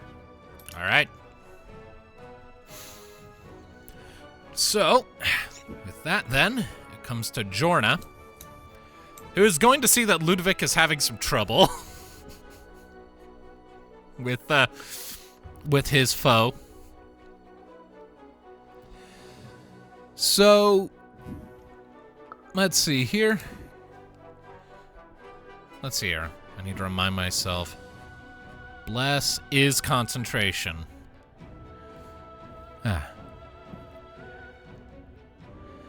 But either way, so Jorna is going to move over here to you, Ludviek, is going to drop concentration on Bless to instead cast Enhance Ability Bull's Strength on Ludviek. So, Ludviek, you gain advantage on strength checks, and your carrying capacity doubles. Ooh. So, hopefully, that will help you flip this fucker over. And that, extends to attack rolls, right? The advantage? No. I believe that's how that works. Unfortunately. Oh, it's just ability checks. Oh, Yep. okay. Oh, still good. I did a woohoo, but I was coughing. Sorry. Either way. All right. That brings us to Shianor. Right. There's one flipped over. I hope Tuki isn't too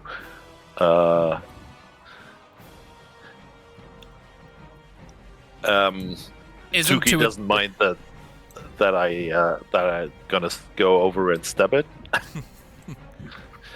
If it waited until my turn, it'll probably flip itself back over. So please kill it. I don't care. Okay. I'm gonna cast another booming blade on this thing. All right.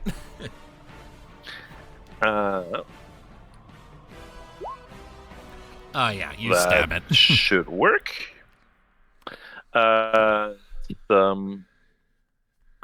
gonna do. Okay, I need 9 plus D8. 16 damage. Indeed. So, as you bring your blade up and plunge it down into its guts, you channel another concussive eruption from the length of your blade. It pushes through the whole thing, and its underbelly kind of pushes past you and squishes up against the inner lining of its own shell. So it kind of becomes for a minute the world's most disgusting mass food bowl as you kind of liquefy its innards with that concussive force, and it dies. Very good. And then I shall move over here and use my bonus action to do a shove against Sludger's theme to turn it over. Basically, lodging the blade under it and trying to flip it over. Hey, about that. I think you got it, buddy. That was acrobatics. I don't think it matters. Because it rolled 2 and 2. 2 natural ones. You got it. You sort of run over and just... I was about to say shoulder check, but that makes no anatomical sense. But you do manage to flip it over onto its back, so it's flipped. All right. And that ends my turn. All right. Sludger D is dead. Sludger C is on its ass. It's going to try and fix that. It is going to succeed at that. Shit. It kind of uses the momentum of you flipping it onto its back to send out some of its bony protrusions, stab into the dirt, and just take it into a full-on barrel roll, bringing it right side up. And in response, it is going to make 1 attack against you and 1 attack against Minnove, because you two are closest. So against you, that's a 9. Against Minnove, that's a 14. I think you're both okay. We are. Yep. These things are not terribly strong. The main threat with them is that they're hard to hurt conventionally. Either way, so that is its go. Butterscotch is going to crop some grass. Minnove, it is to you. Could I do a quick check on these to see how hurt they're looking? At least these B and C. B and C, they are both they're both within spitting distance of their their half hit point mark. C looks slightly worse off. Cool. I got my second attack from haste. I'm so stupid. It's okay. I'm gonna cast sleep on C. Okay. At the 3rd level. Okay. So that would be 5, 6, 7, 10, 8, 9. That'd be 9. All right. 9d8. Just want to double check that. 98. Yeah. 50. Damn, that's a good roll. And it definitely doesn't have that many hit points right now. So yeah, that sucker is asleep.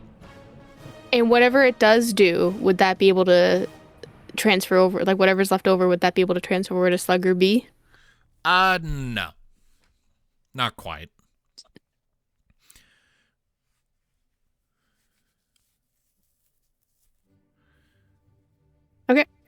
All right. Still, I'm you've then kind of going taken to- Sludge out of things for a moment, so that's helpful. I'm going to then move 5, 10. Do you want me to try and finish it off? Well, it's sleeping. Yes. Okey-doke. 5, Shoot. 10, 15, 20. I'm going to go over here and help Ludviek. All right. So, kind of concentrating on the sludger in front of you, you cast a quick spell just to encourage it to take a fucking nap, and it works. It just kind of slumps wetly into the dirt. And you kind of just tiptoe around its grossness and go rushing over to help Ludviek. And I'm going to give Ludviek my last bardic. All right. Okay. All right. Is that everything And for you Tuki, then? I think you still have my other bardic, right? I do. Okay. Cool. Awesome. Upon which note, it is Tuki's turn. I'm gonna stab the sleeping one, since I Alright. have an enchanted blade. All right. That'll definitely hit. 20. So this is an auto crit because it's asleep. Oh, boy. Oh, right. Oh, jeez. Ah, damn it. So that's gonna be 3 more d6 and 1 more d8. Give me a sec.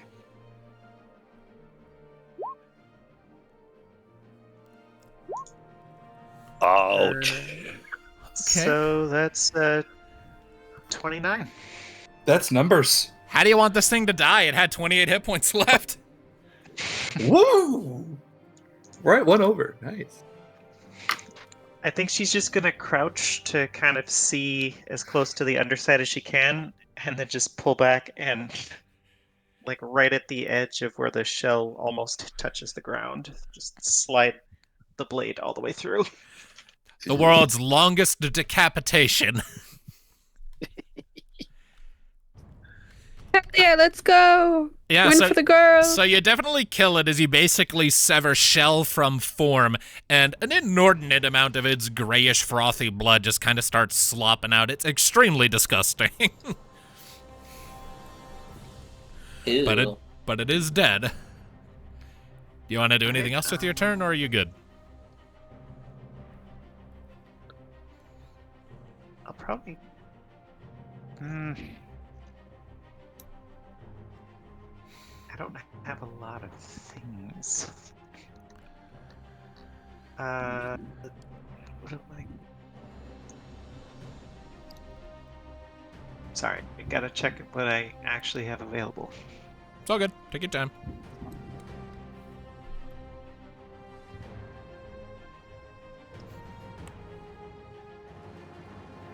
I'll move over, and I will bonus action healer's kit on Ludviek.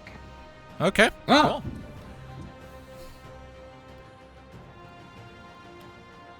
Let's turn It's on good to have friends by side. Indeed. Whoa. 10. That's my max. Wow. And it brings Ludviek back up to max. All right. Nice, nice.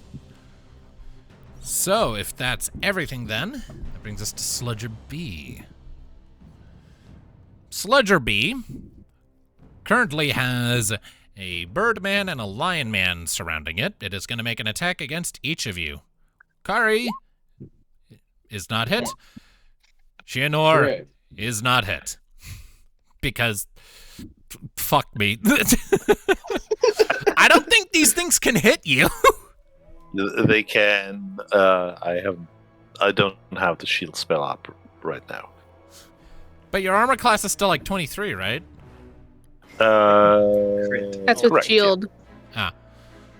No, Oh, with shield it's 28. Oh. Yeah, these things have to roll really, really high to hit you, like 17 or something. It's okay. And they are routinely It's not not- doing that. You've rolled a lot of crits this fight, so Yeah, I'm blowing through all my luck. Anyways, True. Ludviek, it is to you. So you have enhanced strength, you have a bardic inspiration die on hand, What you doing? Well, I think with everyone backing me up, yeah, okay. We're gonna flip this sucker. We're gonna try and shove it prone. All right. So, athletics. Yes. So I think you got it. You finally were just like, all right, little shit, come here. You reach down. You basically full on almost wrestling, just haul the thing up into the air and slam it back down upside down into the ground, kind of indenting it into the mud a little bit. And now you can see its underside just kind of squidging about.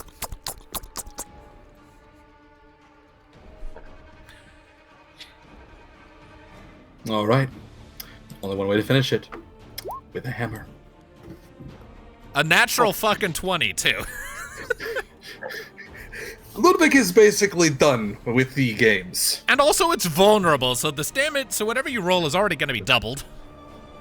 All right, so let's see. So let's hear. 20. So let's 22. If you still have. Oh yeah, I still have the plus ones. Yeah, so 11. So yeah. 22 damage. Wait, hold on. Did it roll your critical hit damage? It doesn't look like it did. No, you can roll an additional D8. Okay, additional D8. Here we go. 13. So for a total of 24. 24 times. Minus 4. Oh, it added your strength twice because you rolled it twice. Yeah. Oh, okay. Either way, that's so still 44. 44. 44 so it had in total. so it had 24 hit points How much left. strength? So yeah, you killed it. I'd like to say this thing went Gallagher. Yeah, you flip it over, bring your hammer up, and just enough, bring it down, and the whole thing just splats in a very gray, goopy, unsanitary mess. And the worst part is, Minnove is in the splash zone. Yep. So Minnove, you come running over. It's like, hey, Ludviek, I'm here to help. Just in time to see Ludviek, haul this thing up, slam it down into the ground, and then destroy it with his hammer, and your entire front kind of just gets painted with it. Yeah. Thanks. Your help is very much appreciated. You're welcome. I do so love it when the dice create inadvertently hilarious, comedy hijinks. It's great. Anyways, Kari, it is to you. I'll use the last of my movement to then, yeah, I can move. Wait, whoa, yeah, moving in a circle. Right, everyone's good. So I'll just move right next to Kari. All right. We're gonna flip B over. Beat that crustacean. I think it might. Yes. So. Oh, and wait, sorry. I forgot to say my bonus. Can I use my bonus quickly? What was that? The bonus was just. Sorry, I forgot. I have to announce that I'm doing that. I wanted to do the use of my bonus, which I had not used, to give Kari plus 3 AC. That's why I moved over to Kari, was to give him more AC. Okay. Yeah. All right. Either way, so yeah, unfortunately, you fail to roll it over because it rolled really fucking good on its thing. All right. 'Tis to Jorna, who at present doesn't really have anyone to heal. So for the time being, seeing as everyone else seems to have the situation well in hand, I'm just gonna have her go over, pull out a kerchief and just start wiping the slime off of Minnove's face. This is very unsanitary. just wiping the blood and guts off of you. Yeah. It's very stinky. Very gross. It is. Does she have... She does not have prestidigitation to just start cleaning you, so... That's not one of hers. Anyways, Shianor, it's to you. Okay. I shall use my standard action to try and flip this thing over. All right. Again. It rolled really well. So luck to you. That's probably. And I didn't. Unfortunately, no. Then I it shall use my haste action to do this again. They're just like, all right, let's try this again, motherfucker. And that time it manages. Ah. Okay, and then I shall use my bonus action to stab it. Unfortunately, can't do this with booming blades. All right. Oh, Anyway, that'll 16 should work, and that's another 7 damage. Indeed. So, yeah, you kind of have to heave a couple of times, but you manage to roll the sucker over onto its back and plunge a blade down into it. It is squelching and squirping and being gross and disgusting as all hell. You've definitely heard it. Anything else, or is that your turn? That's all I can manage. All right. The sludger is going to attempt to roll over. It is going to fail. Isn't C dead? Isn't C dead? Right. My mistake. Yeah. Butterscotch is going to strike up a conversation with Shianor's familiar. Okay. Minnove, it's to you. It's like, so what do you think? How long do you think it's going to take these guys to kill these things? I'm going to look at that thing now flipped over, and I'm going to cast at the 2nd level... Oh, not Mage Armor, Magic Missile. Oh, I didn't let me do my thing. Hold on. I'm gonna can I redo? I don't know why it didn't give me the option to. It's okay. If something went awry, do it the way you wish. Yeah. So that is 3D. So that's gonna be 4. Roll 4D4 plus 4. Nice. It's not vulnerable to force damage, but that is definitely pain as you bombard it with some arcane energy that just goes sailing across the distance and just hits it a bunch. Boop, boop, boop, boop, boop, boop, boop, boop. Cool. Do I have anything that can be bonus action? No, not really.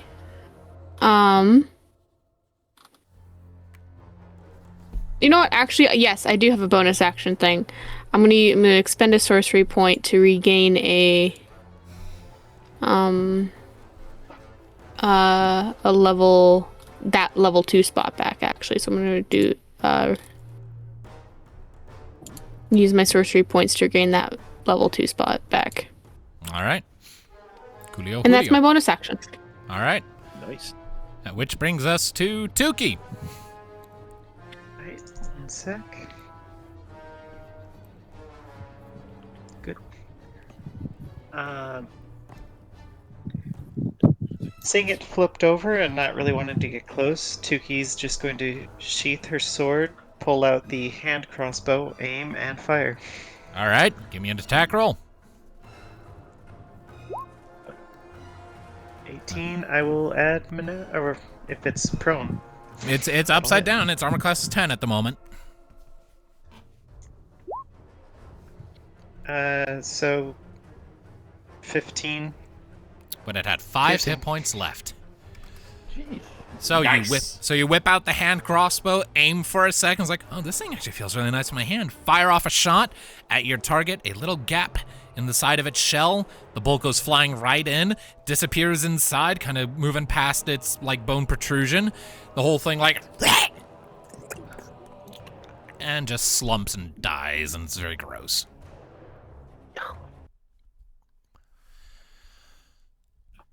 She'll And with just do that- like a pistol twirl with it and like, oh, I really like this. All right.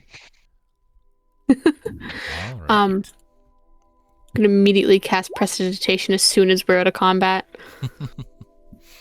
Indeed. You're just rubbing it in, Drona.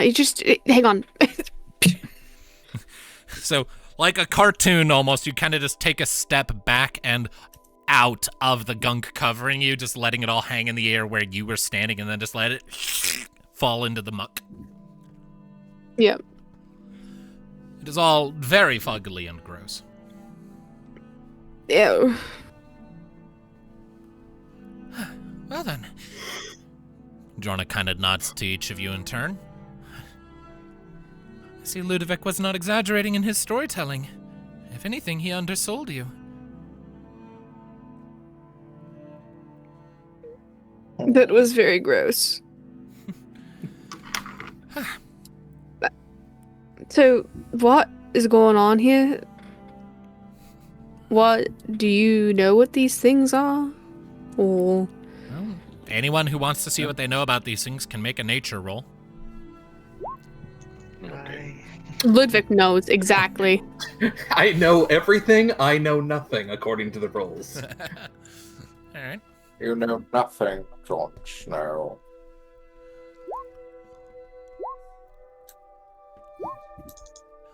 Alright. Let's see here. So, Minnove does not know what these things are. Tuki does not know what these things are. Let's see here. Is Kari gonna roll, or is he good? Nah, I'm good. Okay. So, Ludviek, Shianor, and Jorna. So, these things are called sludgers, or sludge rocks, or rock slugs, depending on who you ask.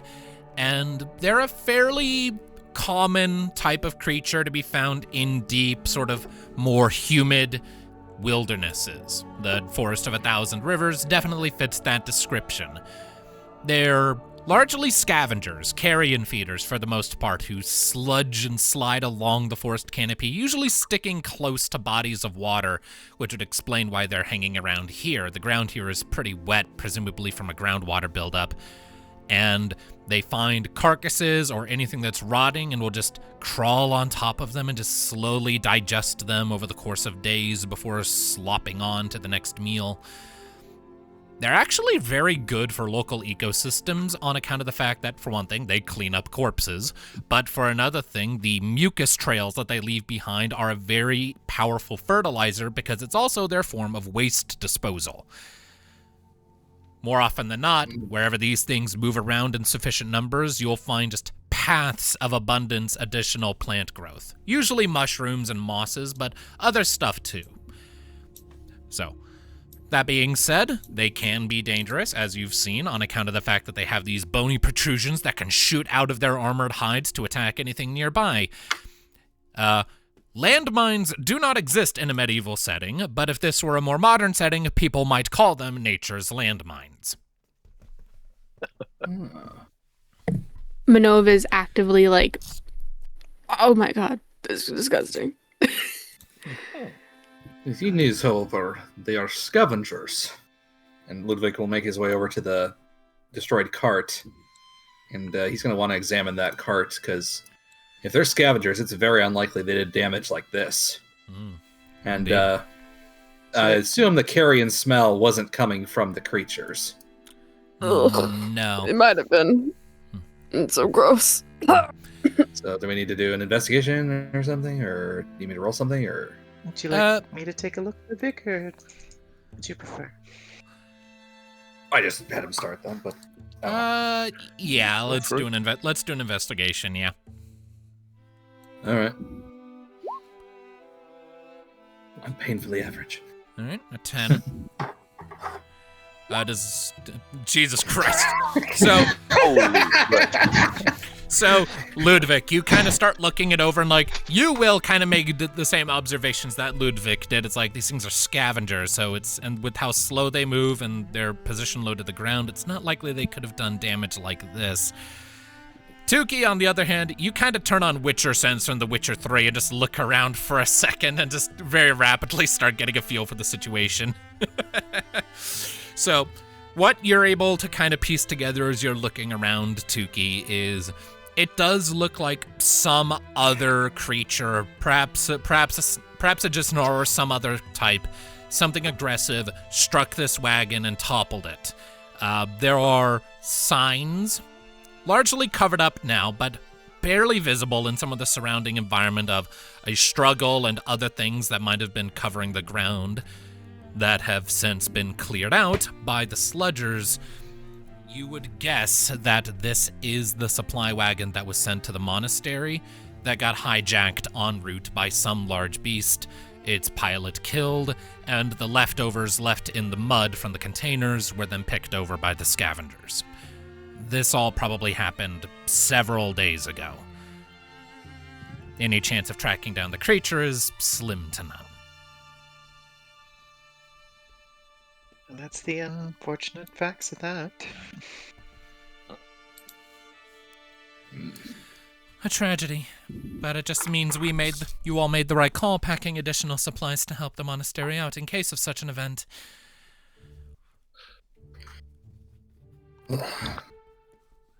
Well, I need a minute. Minnove's gonna walk away and go to the cart. The smell's very strong. That is true. You are a kobold, so your sense of smell is making this all very unpleasant. yeah. Ludvik's gonna. You guys continue. I'm going. Hello, Buttercup. Ludvik's gonna just drag these sluggers off into the. They're basically off the road itself and into the grass, because if they're a good fertilizer, then that should be where they should be. Off the side.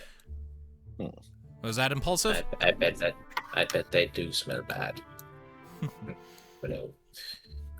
They do. So as you're hauling over one of them, Ludviek, you kind of grab onto its shell and hoist it up. And as a reminder, Tuki did the world's longest decapitation on one of these things. So you kind of go to start dragging it away and kind of just pull the shell away from the rest of the body. Ew. You're just kind of holding a greasy, almost human-sized shell in your hands.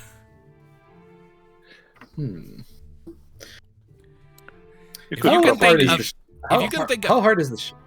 It's It's as hard as rock. But probably lighter. It's fairly heavy. It's not as heavy as rock, but it is by no means light. This thing is it's heavy. It's heavy. Okay. Well, it's already decapitated, into which then, the creature itself, the meat doesn't smell appetizing. Ludviek then says, I have an idea. And he's gonna take the shell, he's gonna bring it back. It's like, and he's coming back, he's saying, Oh, Minnove! What? And he's gonna bring it back to her and just hold up the shell. Could you do that clean thing that you can do? The what? This is disgusting. I have a friend back in the city. I think Boron might have something he could do with this. Okay. Just hold that over there. He just holds it up, both hands, smiling. Okay. Alright, so you cast Prestidigitation. You have to cast it a couple times to get the full area, but you managed to clean out the still lingering muscle tissue and mucus and skin and guts and organs, but you managed to just get them to just kind of slough off and just kind of splat into the dirt at Ludvik's feet until the shell is largely clean. Once it's clean of any mossy growths or mold or anything else, it has a hue a hue similar to that of bone. Well, right. Even if it doesn't end up being useful, it definitely is something I'm sure would pique Boron's interest. Yes, but please put that somewhere where I cannot smell it. It is rancid. Well, unfortunately, can't carry it around. I'll just put it here at the back, just upside down. So basically it's a semicircle on the bottom of the carriage. I'm assuming that the clean would probably also get rid of the worst of the smell. Yeah, still don't want that anywhere near me. Fair enough. I'm not asking you to use it as a hat. No. But maybe you could use it as a back armor. Like you could be your own shell, like Turtle. I will hurt you. Kobold in a half shell. Turtle power. Kobold power. Here, Tuki's gonna use the perfume Minnove gave her, and is going to take off her hood, put some on the inside to wrap it around her face. Squitch, squitch, squitch. All right, I'll just add one shell of a slugback. Thank you. Slugger. You're welcome. Doesn't bother me as much, so this might be helpful. I appreciate it. Happy Sound like you're birthday! I don't know, it just... Ugh. You sound like you're going to be sick. I Going feel like to I'm be? sick.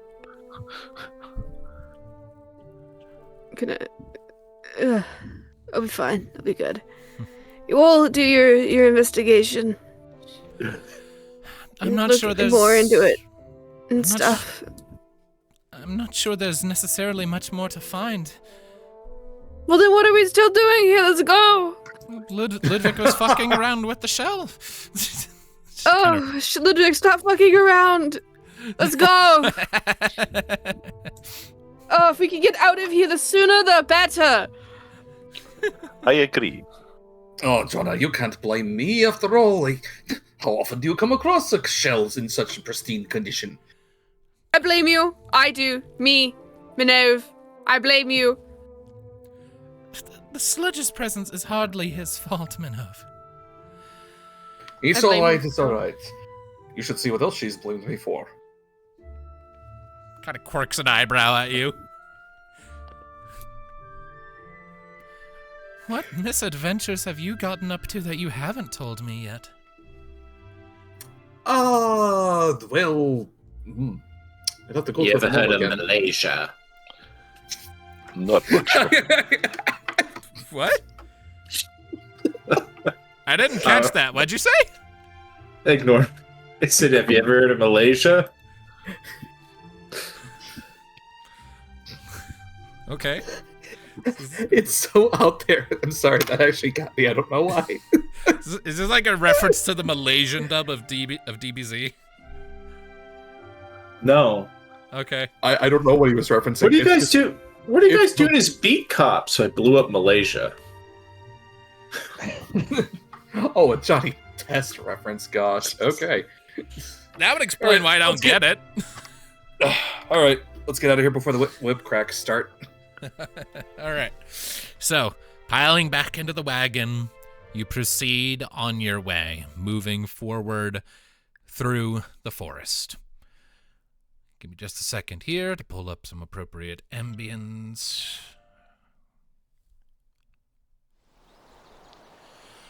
All right. So, it's not... Let's see. It's getting on towards, I'd say, evening as you are proceeding through the forest. A very slight sort of hazy fog begins to descend as the sun dips lower and lower toward the horizon. And as the sun starts to hue shift orange as it approaches the skyline, and it filters through that sort of fog that's fallen over everything, it creates this sort of almost fire-colored, like, glow to everything that just filters through the forest. In some ways, it kind of reminds you of the first early seconds of Short Night at some instances when the sun passes behind the ring. It turns often red for a moment before it snaps into its more pristine black and white and the colors of dusk. Everything's just slightly warmer and hotter feeling, despite the, the late season, you're in winter. Eventually, as you are going, you find that the foliage around you is not quite as wild. The path begins to widen out slightly, with less overgrowths or intrusions from root or vine or moss. The land dries a bit as you climb a bit higher in altitude, and you find signs of cultivation and careful maintenance. We're getting close. Should only be a couple more minutes. It's a nice place. Indeed. Very serene. Kind of tilts her head back a bit as she's walking along, closes her eyes, and you can tell that she's listening to the sounds of the forest around you. Eventually, as you are following a small curve in the dirt path and look ahead, you can just make out, through the foliage ahead, the distinct, sudden contrast of gray against the greenery.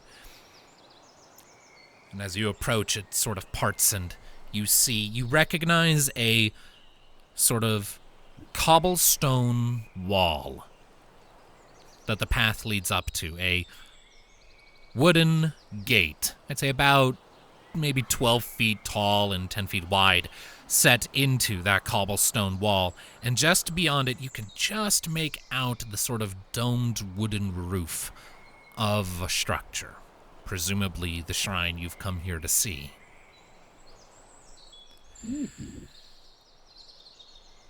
Here we are.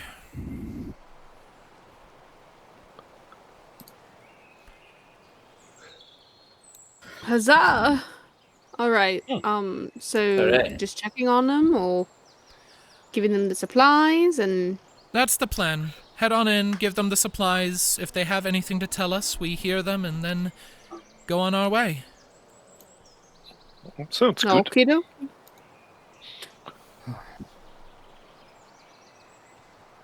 Minnove will start kind of getting the extra supplies all ready in like bags or whatever.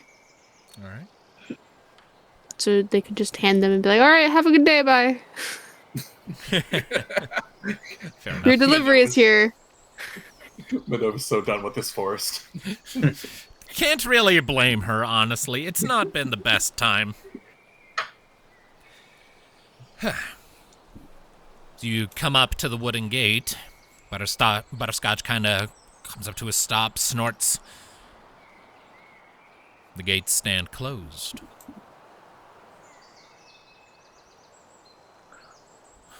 Hello? Knock knock. No response. Maybe I need to be a little louder.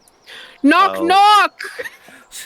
The forest around you reverberates with the sound of your voice. A few birds, startled out of their nests as they were preparing to sleep for the night, go fluttering off. Somewhere not terribly far off, a bobcat yowls and runs away. Well, I guess no one's home. I'll get out and try and open the gate. For visualization, is this like a gate that's only like half height, or is this like a full Like I said, it's like full 12. The gate is like 12 feet tall and 10 feet wide, okay. set into the cobblestone wall that surrounds the monastery's campus. Okay, yeah. All right, that's the problem. My brain was thinking a cobblestone wall that's like, I was thinking like those small little stone walls in Europe in England. No, I hear you. I get what you're saying. It's not quite like that. No, the cobblestone walls are like 10 feet tall. So. Okay. So we can't see over it. Gotcha. Yeah. Like I said, that's why you can Guys, only just make out the roof of the shrine on the other side. Right. You guys want me to go in and see what the deal is? Yeah. Sure. Do be careful Yes. though. Would be good to actually check it out first. Ludviek's going to dismount and also just see this. Maybe the door is just it could be opened. Maybe it's unlocked. I mean, Shianor That's did go to what I- try it, and Shianor, there are no, you don't see any handles on this side of the door. You do see, a slot in the gate that presumably someone on the other side could open to look out. As you go to, try to, push or pull the gate open, it kind of rattles and shifts a bit, but you very rapidly get the impression that it is currently barred from the other side. I will use Yeah, second story work to make it Well, over the wall without a problem. All right. Oh, I was about to just have Ludviek go next to the wall and just motion over to Tuki, and he just puts both of his hands together, ready to give her a vault. Tuki can also just climb up, no problem. Yeah. Yeah. Right. Yeah, well, he was That's- just prepared that's kind to of help a friend. I am sorry for trying to help. It's No, fine. I appreciate it. I think she kind of forgets that people can offer to help, and so it's just like she's like you go to stoop and she's already on top. Like, oh, well, thank you. All right. Your help was very helpful. All right. Minnove will throw you up there. I'll jump on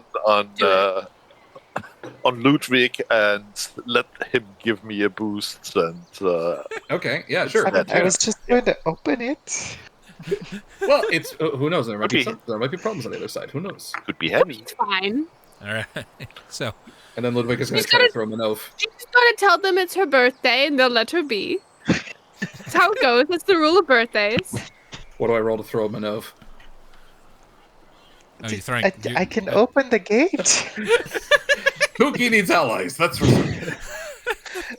Go Okay. be with your love. I'm gonna go look at the gate. Okay. So while That you're was going to go. hard. Okay. So you're going to go check out the gate. Ludviek is yeeting Minnove at you. Is that what you're doing? Yes. Okay. Yes. I'll qualify this as the help action from Ludviek to give Minnove advantage on an athletics check. Minnove is not willingly doing it. Oh. This is him. He's actively throwing her. Oh, okay. Then just make it a strength check. I don't think. Okay, 15. Okay, so I don't think that's enough to yeet Minnove 10 feet into the air. Like Minnove, like you're strong, Ludviek. And Minnove is not necessarily the heaviest thing in the world, but she is still a living creature full of dense bones, organs, and covered in a coat of thick scales that are heat insulators. So you kind of reach over, haul Minnove up, she kind of kicks for a second, and you yeet her, and she just like flaps through the air like a cat before landing at the base of the wall on her feet, just a little, Oh, see, I imagined her just like absolutely just smacking into the wall. Hey, if you Yeah, want to, same. hey, if you want to do it that way, by all means. If Just you want to smacks take into the wall. You hear that, and just the. Oh. you Oh, just what kind am I of. I'm We can fly going again. to the gate.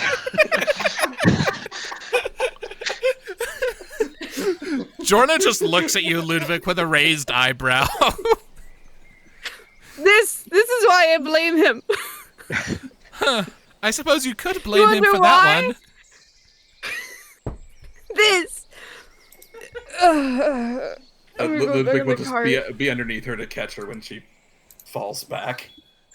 Anyway, Back in so the car, put me Tuki. back in the cart. Okay, Tuki. So you scaled the wall with ease because of double story work. And as you reach the top of the wall, you are given a view of the main courtyard of this monastery. Obviously, there's the plain stone wall that envelops the space and the gate that currently stands closed. You can see that it is barred by just a heavy wooden plank kind of slotted into some wooden hooks, whatever you call them. And as you're perceiving that, you briefly cast your eyes about the rest of the courtyard itself, looking for any sign of activity. You note to the right what appears to be a simple stable and a cabin made of interlocking wooden logs that grabs your attention for a minute. But then you turn your eyes left of that towards the northern end of the monastery's grounds, and you catch sight of the monastery itself. Wooden walls covered in coiling ivy and wild flowers. All throughout the cultivated space between them, you see lovingly tended hedges and planters full to the point of bursting with herbs and flowers of all sorts, many of them crawling up the sides of wooden pillars erected seemingly for the sole purpose of enabling this behavior. A less conspicuous door stands in the temple's wall immediately to the north of the gate, though where it leads, you don't know. There's sort of a protrusion out the middle that you presume leads into the main entrance of the shrine of the monastery itself, while that other door seems to be more of a side entrance. It's tranquil, beautiful, definitely fitting for one of Suna's holy sites. And you don't see anyone.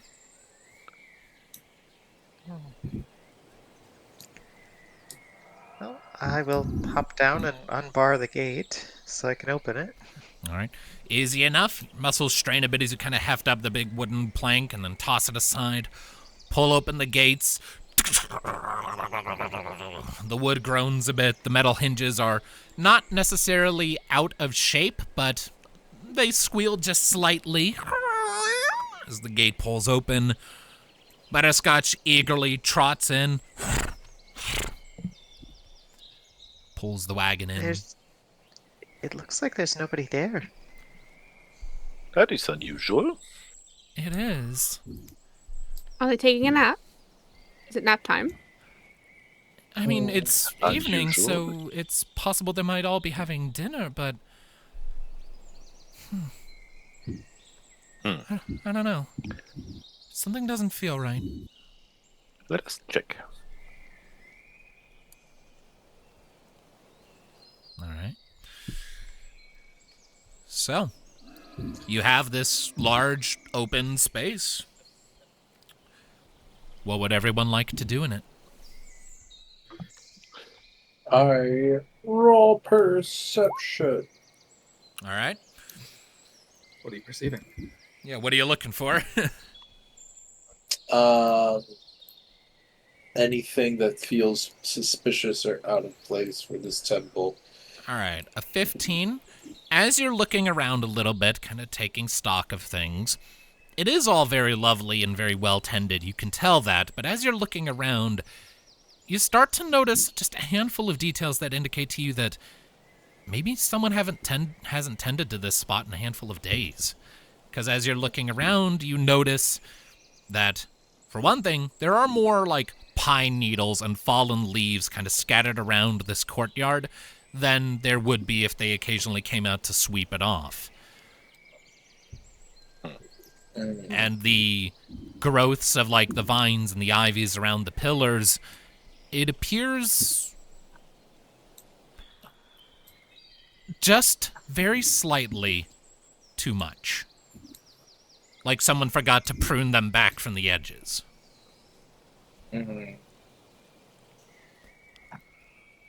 And one other thing you notice with that 15 as you're looking around, you just spot a lone bird perched on the corner of the wall, not terribly far away, just looking at you all. A little red cardinal.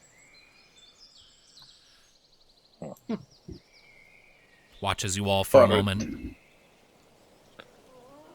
All right.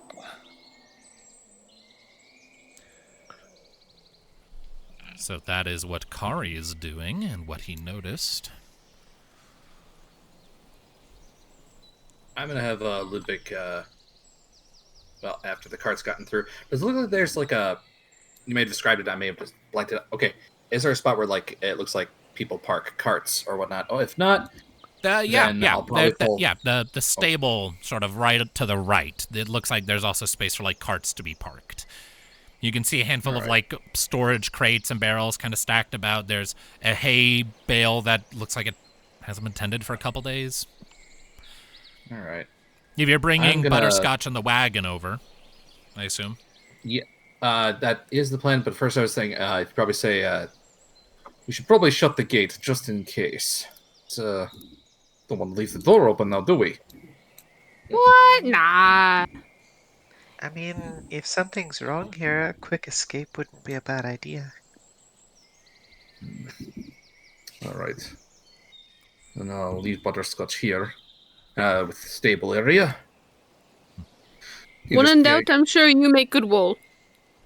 Yes, but I would say it's best to just keep the door shut behind us. Okay. Very well.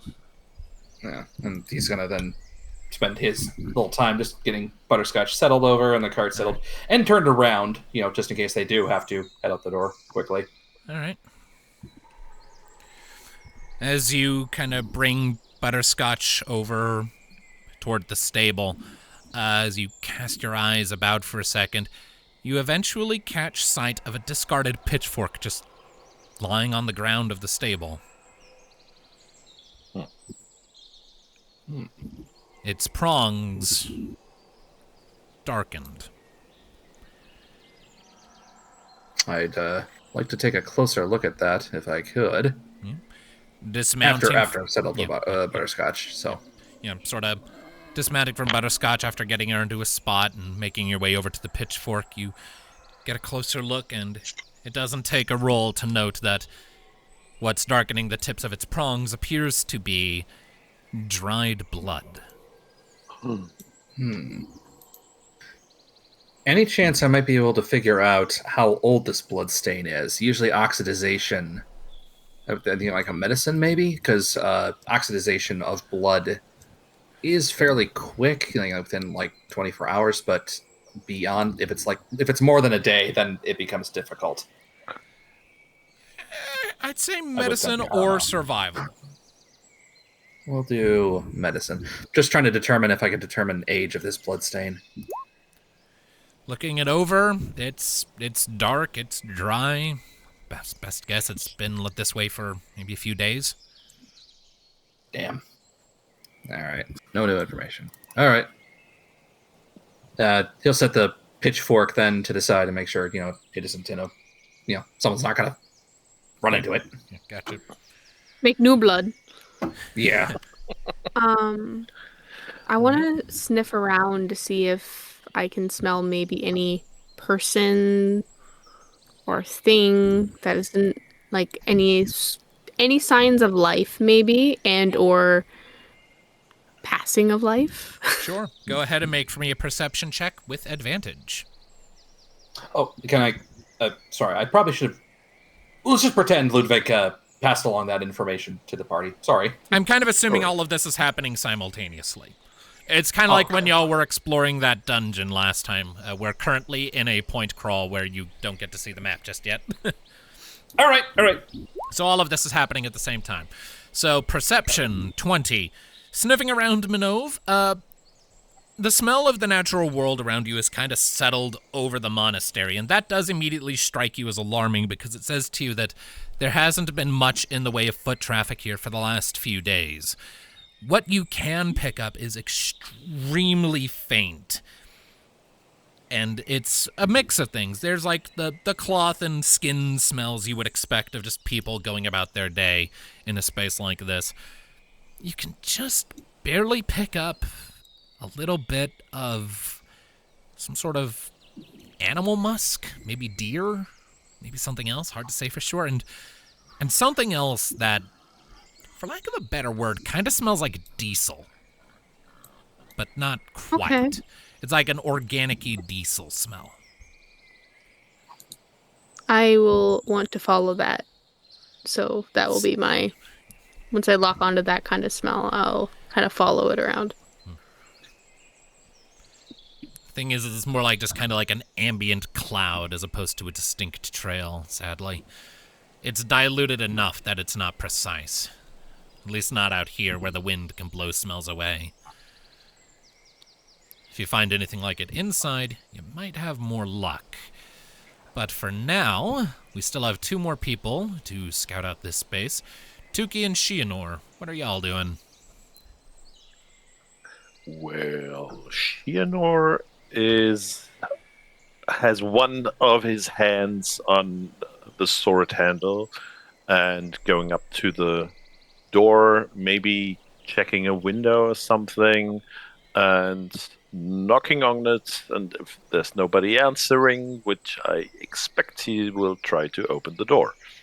All right. The door pops open easily enough. You're going to like the main monastery itself and not like the side cabin, right? Yeah, that was the plan. All right. The door is not locked. And as you push it open, it kind of creaks slowly, the wood groaning slightly, and you are greeted to a interior space that is, well, your eyes are feasted by a sight of very carefully cultivated nature. It's kind of dimly lit, the evening sunlight kind of streaming in through evenly spaced windows along the walls. Those walls, as the exterior, are made of wood, but each plays host to an even distribution of unlit candles and glass lanterns and wall sconces that play host to lovingly arranged assortments of wildflowers and herbs. Wooden pillars carved with elaborate floral patterns hold the vaulted roof up. At the far edge of the space, you see a beautifully carved relief depicting Suna herself, her eyes closed in tranquility, her red hair flaring out like wind currents. Flaking paint on the walls depicts several scenes of rolling hills, lush forests, flowing rivers where wildflowers bloom on the bloom on the banks. And as the light streams in through the windows, it draws your attention to dust particulates disturbed by the opening of the door. And aside from the sort of main mural on the front, like the main relief on the wall at the far end, you do see sort of evenly spaced in between the windows on the walls to either side, various elaborate painted murals depicting various different scenes. Okay, that's what I do. Okay, and Tuki. I think she'll go over to the cabin and see if she can open it up and kind of take a look around to see All right. if she can see anything. All right. The door is not locked, and pushing it open, a plain and simple interior greets you. The wall ahead is lined with evenly spaced doors, and an archway on the far eastern end, to your left, leads into what you presume might be a pantry, just based on what you can see through. A wooden table is pressed to the wall facing the courtyard, lit by an open window, and all is covered in a thick layer of dust, as if none have visited this space for quite some time.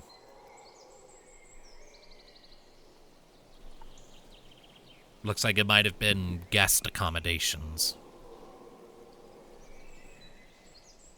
How often do you send people here, Jonah? Not very often. Like I said, a shipment of supplies once a season.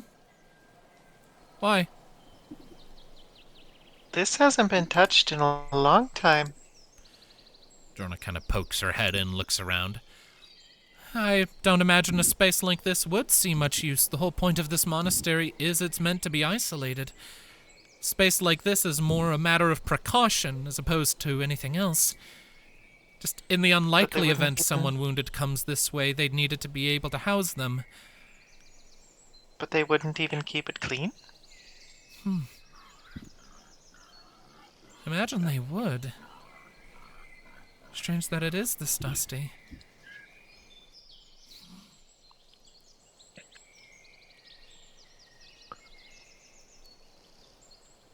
Strange. I don't like this.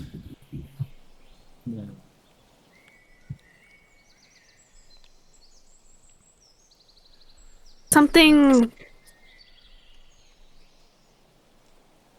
I Not find it a describe. tad strange.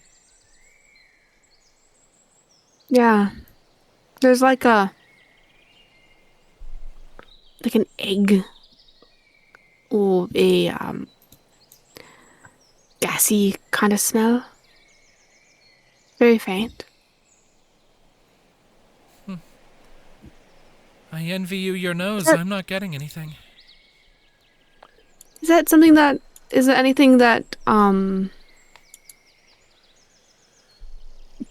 that I guess would typically be here that would emit some sort of smell like that? Not that I know of. This is my first time here. Well, yeah, but like I don't know practices or traditions or anything like that. Like if there's a ceremony where you use gas to fire something or I'm not familiar such. with anything of the sort. I'm gonna go inside and see if it's in there or if it's just out here. Right. I think we should all stick together. Something about this doesn't feel right. I guess it's kind of your call. Do you want to leave or do you want to see if we can figure out what's going on?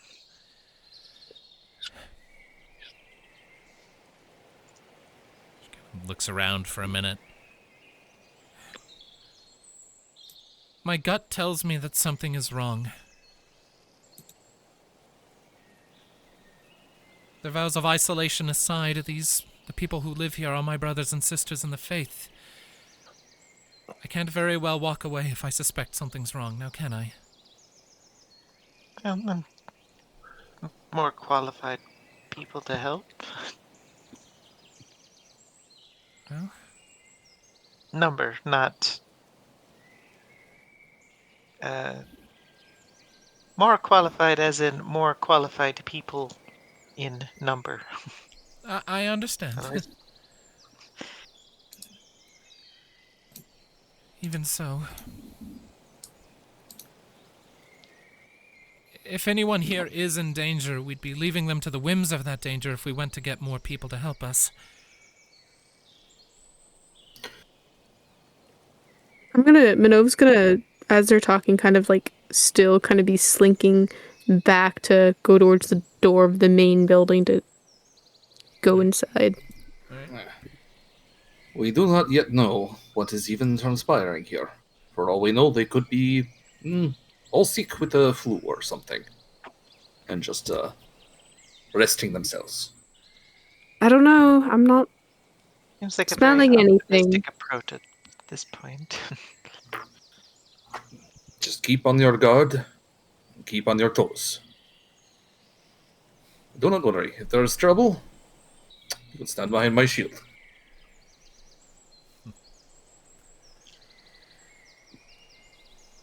All right.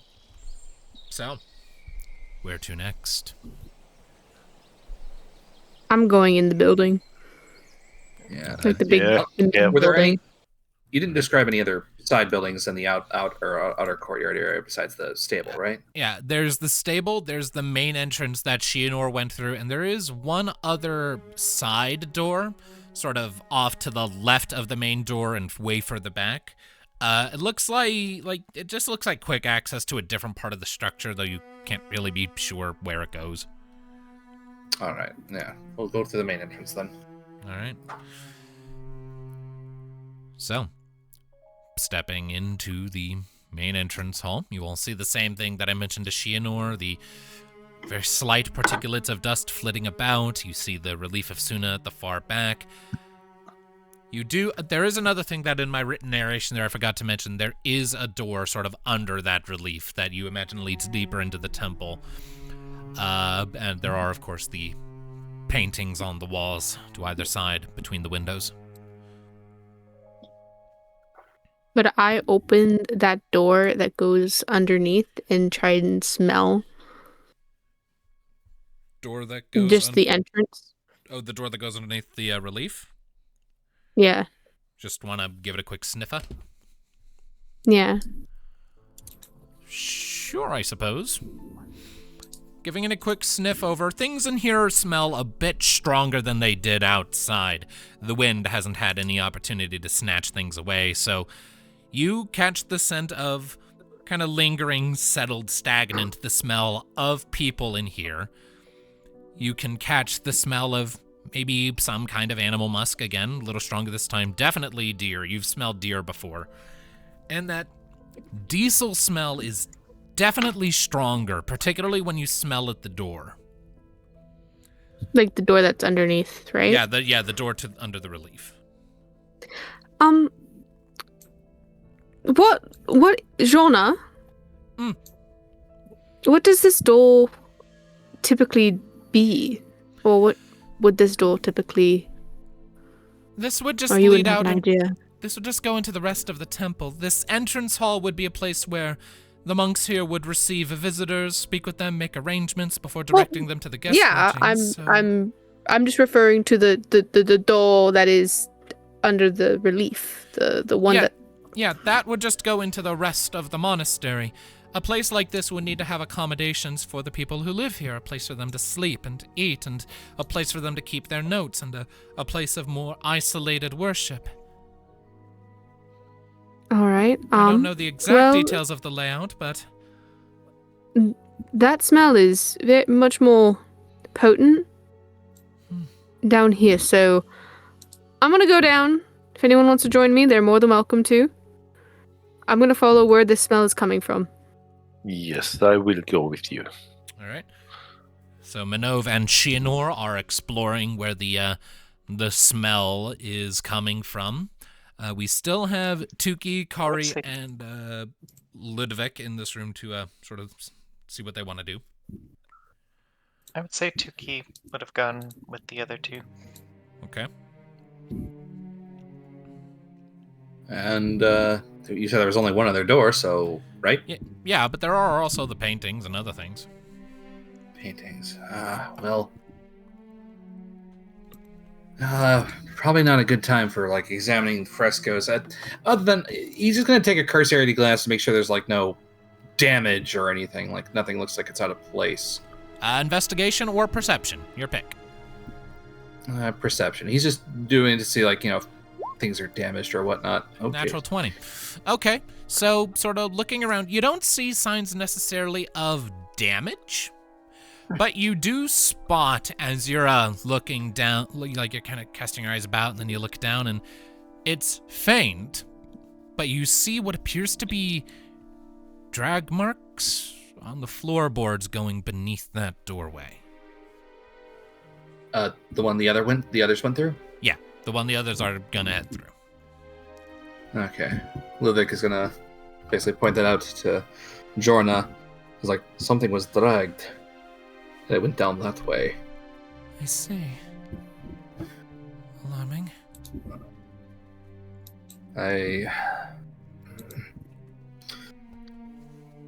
That is probably the most pressing thing to see. Agreed. Babe, keep close, just in case. And he's gonna follow with the group then, right behind them. Does Kari want to do anything in this space, or is he just sticking with the group? And he's going to stick with the group. So, stepping forward through the door under the relief, you find yourself in a wide corridor, like a three-way intersection, left and right, and going directly ahead. At the far end of the path directly ahead of you, you see a much more elaborate and important-looking set of double doors, currently shut. The corridor to the left and right goes off for a ways before curving toward the north.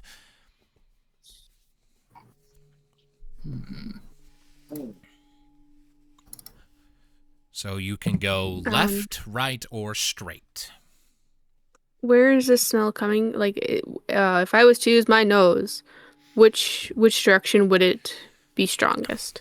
It's fairly thickly permeating everything, but the kind of diesely, tarry smell seems to be most intensely coming from the western end, so to the left.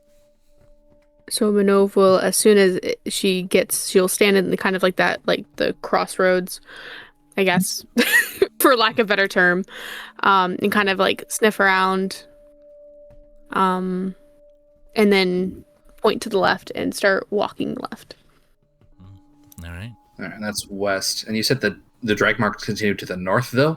The drag marks went north through the doors under the relief, but they do seem to be turning off to the left. There is a very pretty door to the north, though. All right. Pretty door, as in it's got a fresco or something, It's like a double door. It's very fancy. It has a lot of engravings on it. Mm-hmm. It's framed on either side by currently unlit candles. Lit. All right. Fancy schmancy.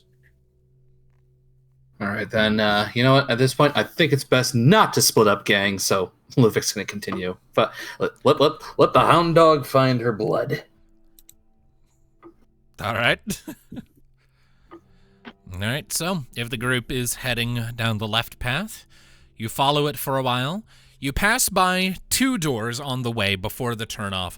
The one on the north has the word study written over top of it, and the door to the south of you reads Western Sleeping Quarters.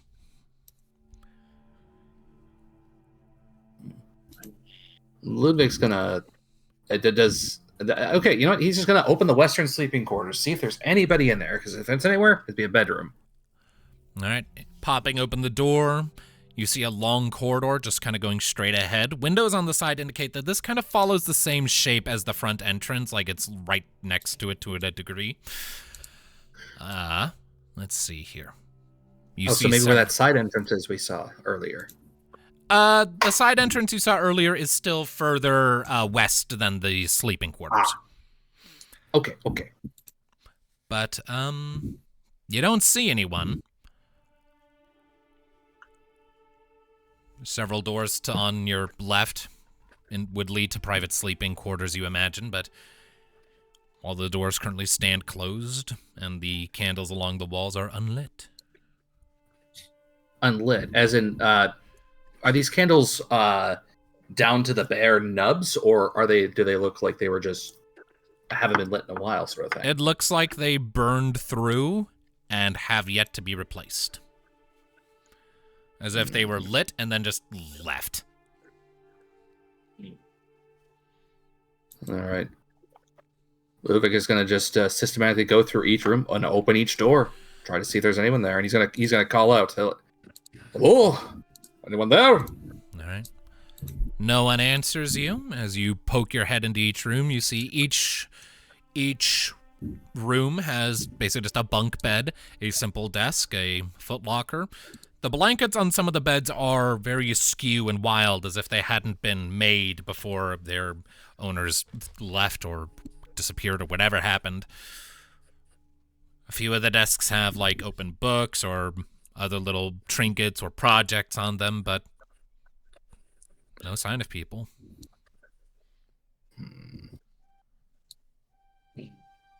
I'm still following wherever that smell might be coming from. No, I figured. There too. Minnove is locked on, or as locked on as she can be. That's fair enough. She's got the party with her. Yeah. So, let's just make this easy. Does anyone want to go into the study, or is everyone else just going directly following Minnove? We'll just sort of divide and conquer based on where everyone's going.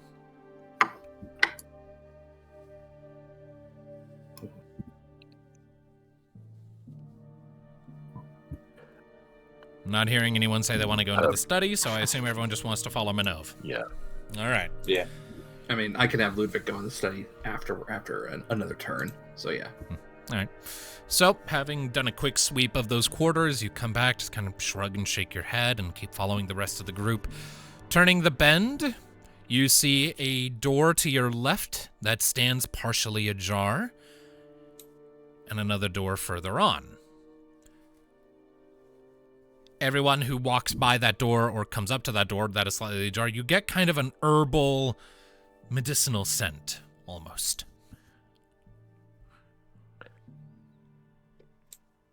Let us check the doors that we pass. Indeed. So, poking open the door that was standing slightly ajar, you find a wide and open space. The western wall, directly across from you, is lined with tall windows that let in welcoming shafts of sunlight. The space that illuminates, however, is anything but welcoming. You see numerous wooden beds, their blankets in disarray and thrown this way and that. One of the beds is soaked through with blood that has since dried, its mattress indented down as if something large and heavy had fallen across it. Shelves in the corner have toppled, their contents scattered and spilled everywhere one looks. Okay. It looks like an infirmary, and that maybe a fight happened here. Jeez.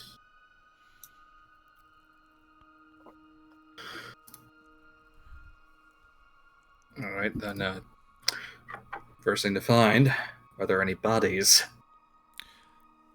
You do not see any bodies.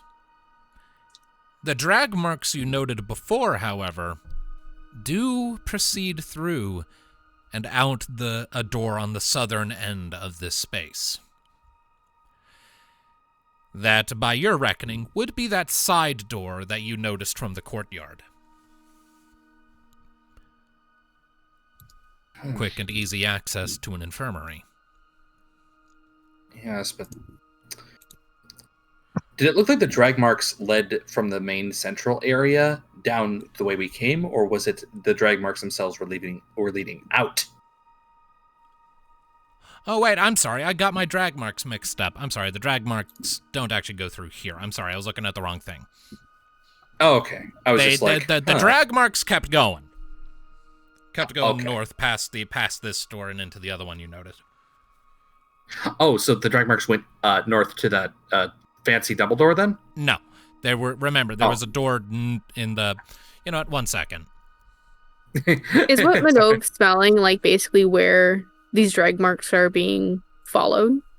The smell of the drag marks, or the smell that you picked up, does seem notably stronger here, but it doesn't seem to be like the main space yet. 1 second. I am going to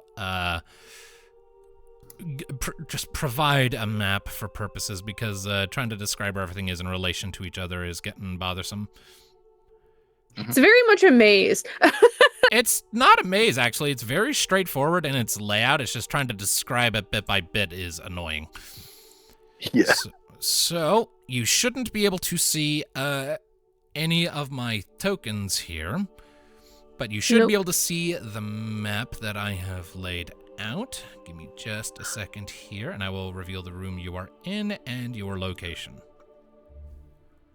So that room there is where you currently are. Okay. The party place. Yeah, the party place. Okay. So Whatever there. anyone wants to do, they can do. That should make it easier to tell where the fuck you are. I'm following this scent. I'm following. All right. Well, if you're following the scent, you'll be heading back out into the hallway over here and then northward. I would say if they went in a room, Minnove just stayed out in the hallway, smelling around, making. All right. Well. Is there anything anyone wishes to look into or examine in this space? Yeah, mostly just those beds and the amount of blood there. You said one of the beds looked like it was crushed. It was like soaked through with blood and indented down as if something heavy fell on it.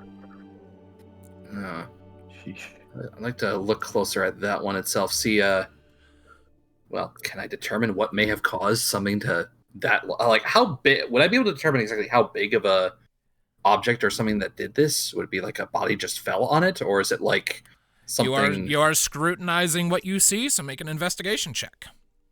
Okay, not my best skill. 14. You can't necessarily figure out the exact size of whatever fell on this thing, but as you're looking it over, you do catch sight of just a couple tufts of fur kind of caught in the wrinkles of the bloodied sheets. Kind of light brown. You almost get the impression that some manner of animal fell onto this bed and was then stabbed a bunch. I point this out to Jorna, just like an animal fell on the bed. Is it possible they were attacked by, I don't know, some manner of wolf, lion,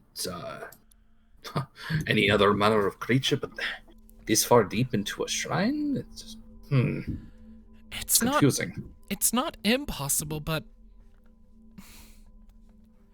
I don't know. Something about it strikes me as if this fur is in here, then it implies to me that the animal was already in here when the fighting started. At the very least was in the building. Perhaps a injured animal they were taking care of himself, trying to nurse back to health. I mean, That's possible. The Rythar? That is Yeah. also possible, theoretically. I don't know of any Rythar clans that make this forest their home, though. They mostly stick to the grasslands to the north and west. and you said this color was brown, right?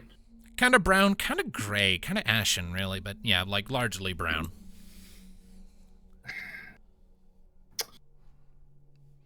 It doesn't match your fur coat, but you also know that Rythar can have all kinds of fur colors. True. I don't suppose it's possible I could deduce what type of fur just based off of animal type. You know, Like how you can usually tell the type of what feather from what type of bird. I mean, you can make a nature check, but the DC is going to be pretty high. Well, you know what? Let's just try, see if I can figure it out. No. Yeah. It's kind of stiff and kind of coarse and kind of short, but other than that, can't really figure much out. There's a lot of animals that could align with. Yes. Well, for one thing, I know it's not mine.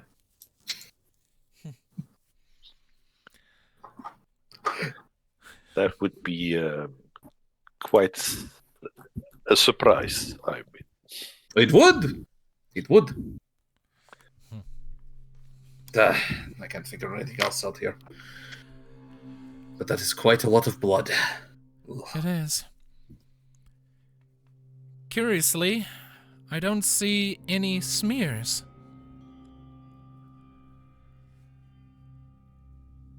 The blood's all on the bed. And the question is, where's the body? It's not impossible that something or someone might have picked the body up and carried it out. Wouldn't have smeared blood all over the floor doing that, but... Well, then she gestures around at all of the chaos. Well, then what the hell happened to the rest of this? Yes, it's very hard to paint a picture of what exactly happened here. There's too many conflicts. There's a lot of blood in certain areas, yet there's no sign of it being moved. That, well, there are these drag marks, but they are very faint. Not the kind of thing that would be in something this much blood. And if there were this many injuries, you would think there would be more people. So, more signs of it. All right. I don't think we'll find anything else in this room. Maybe not. But Minnove, you said it was getting stronger? Mm-hmm. All right. Lead on. All right. She do. All right. So, heading out of that infirmary and following the smell north, you eventually find yourself in another room. Give me just a second here to whip out my thing, because each and every single one of these rooms has a different pin with different stuff on it. All right, so stepping in, this room appears well suited to the task of tending to wounded animals. You see enclosed pens lining the walls, some small enough for cats and some large enough to house horses. A large and heavily reinforced table stands in the middle of the space, and you can see cupboards and other containers all around that appear to house medical tools for the purposes of surgery. You can also see shelves loaded down with various types of herbs and medicinal plants. At the western end of the room, a large door, easily large enough for a horse to amble through, stands wide open, groaning ominously as the quiet wind sends it swaying. The stink of dead things lingers here very faintly, to everyone, not just to Minnove, and you can see at least one of the shelves lays toppled across the floor, kind of like what you saw in the other infirmary. Its contents spilled everywhere, and in some places trampled. There's just stuff all over the floor, too. Is this where the scent is originating from? It does appear to be the strongest here, yes. That overturned shelf, you said that had all the medicines or bottles and stuff on it. I'd like to take a look to see if I can see if anything survived, or if anything might be a hazard at the same time. Okay. And then I'm gonna go to the door that's open. Okay. We'll get to you in just a second, Minnove, but first let's do Ludviek. Yeah. So go ahead and make for me that investigation check of yours to go sifting through the scattered stuff on the ground. All right. Okay, I'm just going to ask. medicine. Would that be relevant to this? Because it seems to be medicine related. No, not exactly. No, medicine would be like you said, kind of doing field forensics or like diagnosing and treating a patient. Here, you're sifting through a bunch of fallen clutter. All right, gotcha. I can't sift worth a darn. Yeah, natural one. No. The only thing that you're really going to pick up on, because you'd already noticed it earlier, this is where the drag marks that I mentioned in the entrance hall seem to terminate, heading out through those open double doors upon the note of which Minnove, giving those doors a look, sort of a scouring around them. That sort of tarry smell you picked up, the diesel-y smell, seems to come actually initially from outside, though it very rapidly disperses as you kind of poke your nose out into the exterior, wind and weather having stripped the scent away over time. But as you're glancing at the doors, the sort of outward-facing side, it appears, this is obvious, you don't need to make a roll to note, that there are very visible signs of heavy impacts on the outside of the door. Huh. It seems something broke in through this door and had to bash it in to get inside.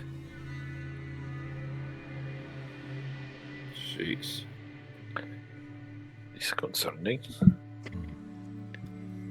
If everyone else who hasn't done any rolling yet could do me a solid and just roll me a perception check, please.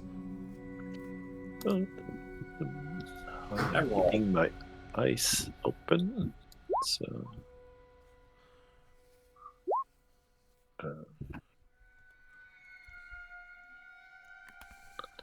Would I count in this or no? You were checking the door, so that's why I said everyone else. Okay, so Tuki's gonna get it then.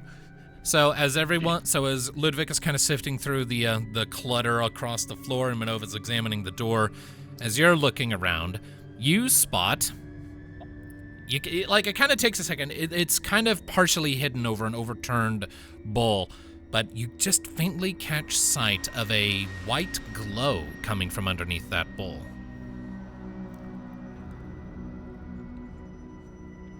She'll walk over and pick it up to see what it is. Picking up the bowl. Underneath it, discarded and speckled with some dried blood, you find a ring stone.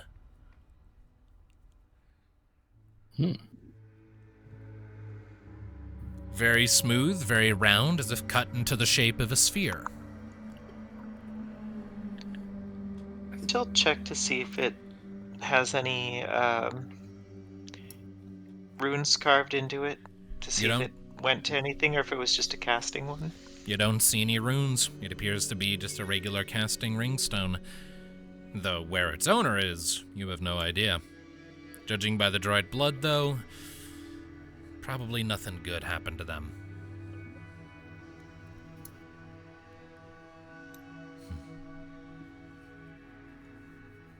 She'll pocket it for now, I guess. All right. That's stealing!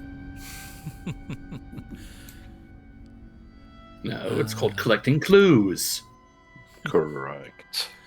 Minnove, you're the one currently in the door that heads outside, right? Yeah. I would like you to make a perception check now. Exciting. So Keeping exciting. a close eye on her. Okay. 13. Yeah, this isn't relying on your sense of smell, so it would be a 12, but regardless. Oh, sorry. It's fine. I had it. Yeah. It's all good. That's high enough anyway. This isn't necessarily hard to spot. You're sort of starting to catch on that the forest is actually fairly quiet at the moment, more so than you would expect for this hour. Even, as evening is falling and dusk is setting on, and you normally still expect some degree of, bird chatter in the distance, the occasional call of crows, and there's basically nothing. But you do spot a bit of color that stands out obnoxiously brightly against the forest nearby. Just for a second, you look over and you spot just a red cardinal hanging out on a branch. It notices you looking at it and immediately flutters off into the air. Can I see where that cardinal's going off to?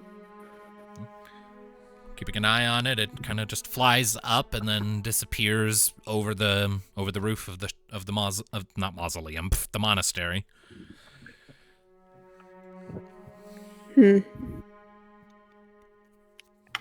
Before doing anything else, I'm gonna turn him back and be like,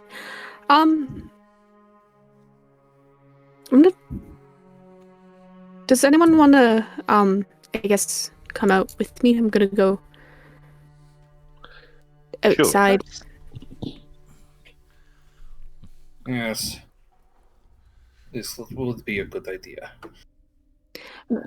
Before I fully commit going outside, could I try and see if I get a scent on the door about whatever might have broken in? Sure. Give me another perception check. I'm gonna guidance myself on this one. All right. Sheesh.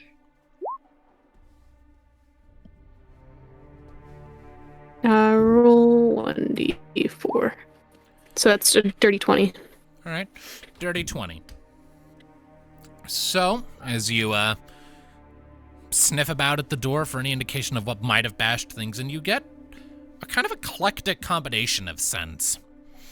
For one thing, you get more of that animal musk that you had kind of picked up earlier. You also pick up something.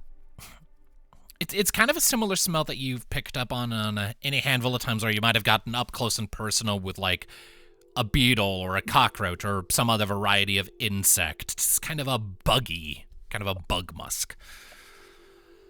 You catch faint hints of metal, some extra blood here and there. Judging by the coppery tang of it, probably humanoid blood, not beast or insectoid or anything else. And again, just that kind of gassy, tarry, slimy smell still lingers. So that still lingers on it's not like the medicine or anything that was tipped over. It is decidedly not medicine. I might have misspoken when I described it as diesel. It's the closest thing I could think of to just a very sharp and pungent and kind of gross smell that has a very distinct kind of twist to it. Cool. Would you say metallic or more? Not metallic, no. More. It seems like more of a natural kind of pungent smell. Oh, something acrid then. Kind of. Minnove is going to clock that that's still very active in this investigation and be like, yeah, I'm gonna go outside. I'm gonna follow this.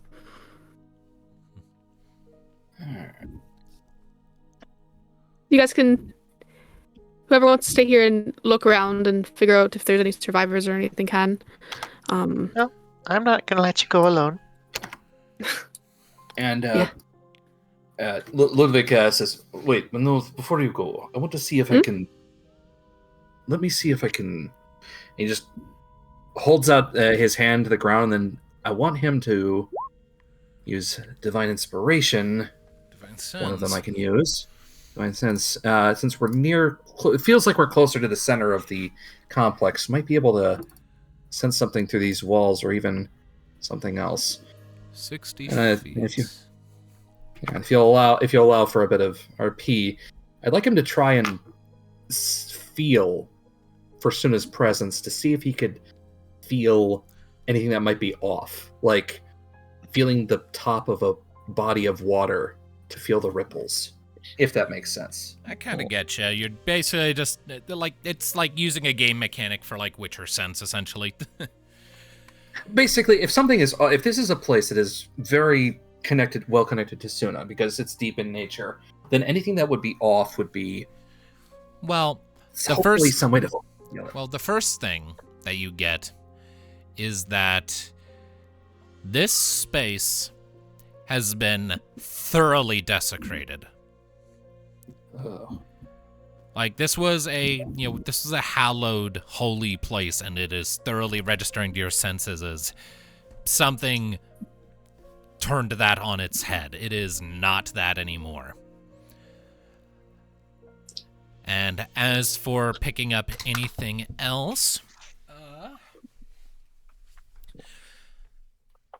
you're not detecting any active instances of any of the creature types you might be able to pick up with Divine Sense. You're not picking up any beasts or monstrosities. Plenty of plants, but that's to be expected. This place is a Sunan temple. There's plants all over the goddamn place, and you're surrounded by forest. But nothing that strikes you as immediately out of place.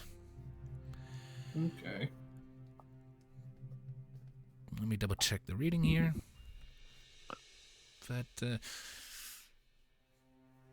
you do pick up a particularly potent sort of plant life reading from over, like, just on the other side of the wall at your back right now. All right. Then Ludviek's gonna look up from, sensing, like, putting his hand on the ground.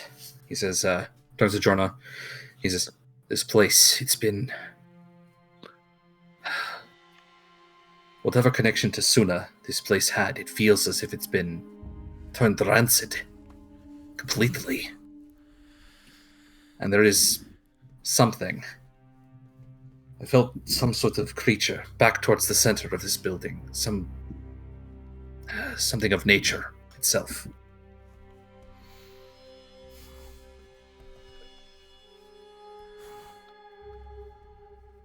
I feel the urge to investigate that, but... She nods to you, Minnove and Tuki. You two seem interested in pursuing this scent you've picked up? Mm-hmm. It's very... Sorry, go ahead. Oh, no, it's very... Oh gosh, I just saw the time and I need to go to bed. Bye. Yeah, like we have been going for a while. It's very odd. Let's continue with pointing to Kari and pointing to Minnove and Tuki. Let's continue on this trail. I have a feeling that whatever I was sensing, I don't think it's going to be moving anytime soon. At the very least, if it's an active threat, I'd rather deal with it now. Then we can take care of everything else after. All right. Part of me feels like there might be clues here we're overlooking, but if you feel committed to this path, then I'll defer to your judgment. Well, you're more used to combat situations, or danger at least, than I am. Whoever wants to investigate here, they're more than welcome to. I'm sure we can take care of ourselves out there. It's just the outside, and if anything does turn hairy, we turn right back and be like, yo! Fair enough. It's fucked! So if anyone wants to stay back here and act and investigate a little further these ruins, more than welcome. I, however, this smell bugs me.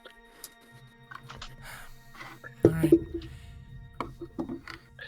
right, see if you can follow it, but if it goes too far, please don't follow it too far. I am not comfortable splitting this group up too much. Agreed. Cool. All right. We should make sure it poses no immediate danger. And if it doesn't, we should stay here for the time being. Yes. Somewhere, he points towards the wall, somewhere beyond here. Which means we might have to head back. He points to the south. Might have to head back that way. All right. So yeah, we had the turned over shelf and the ring stone that was in this room.